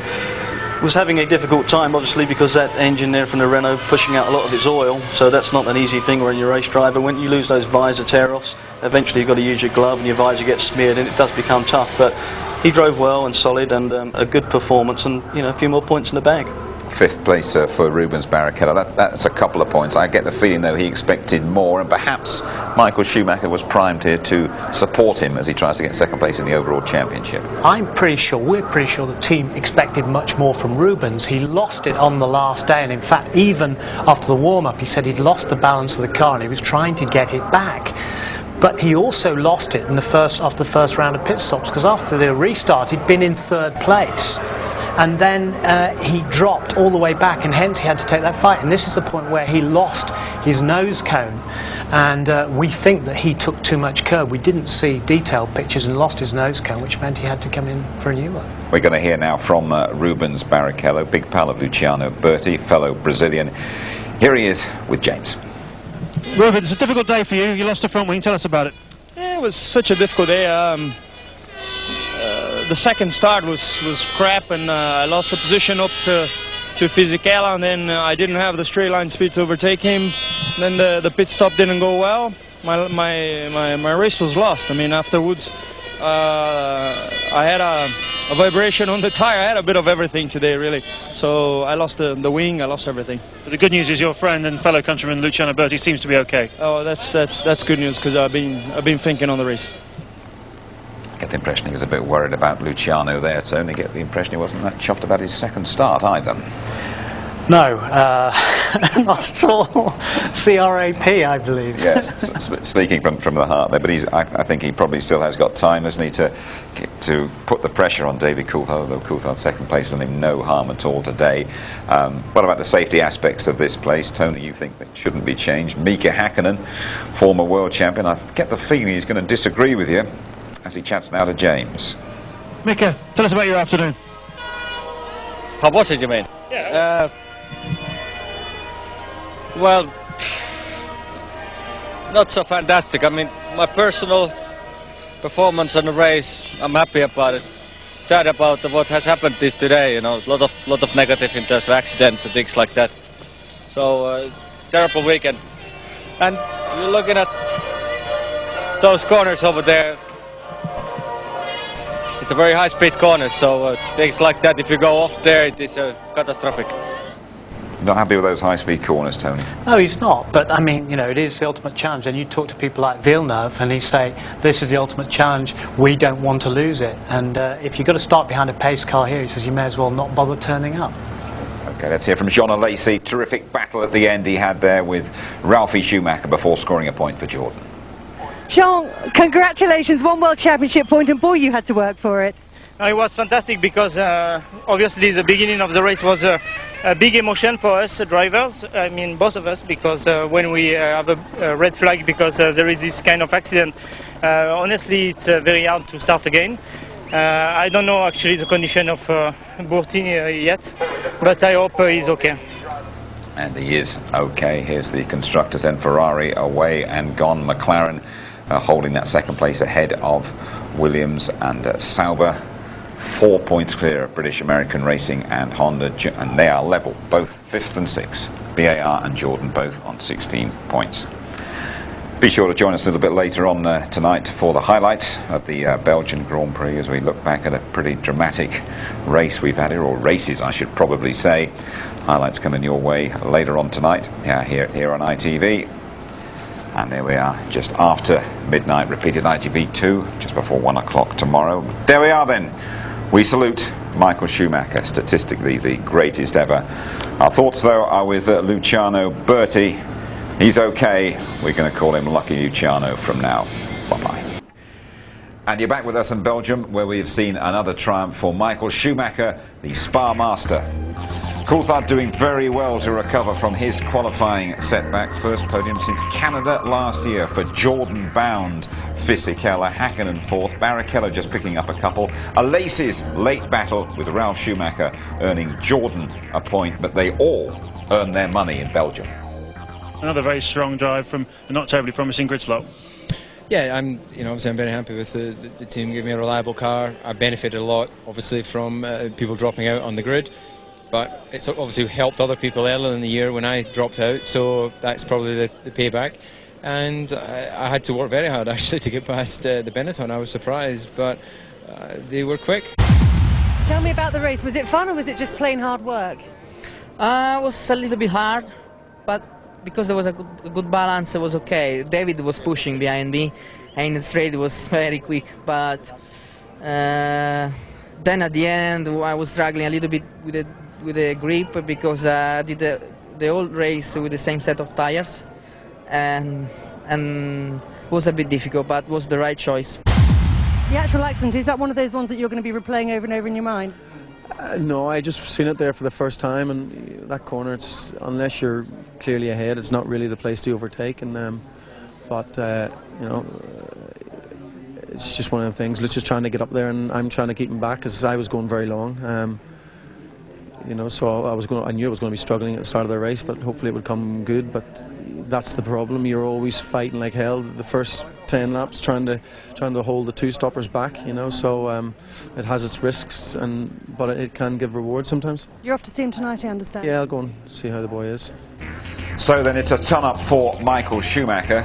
Decent day for David Coulthard. 9 points ahead of Rubens Barrichello and 13 clear of Ralf Schumacher. No improvement for Montoya.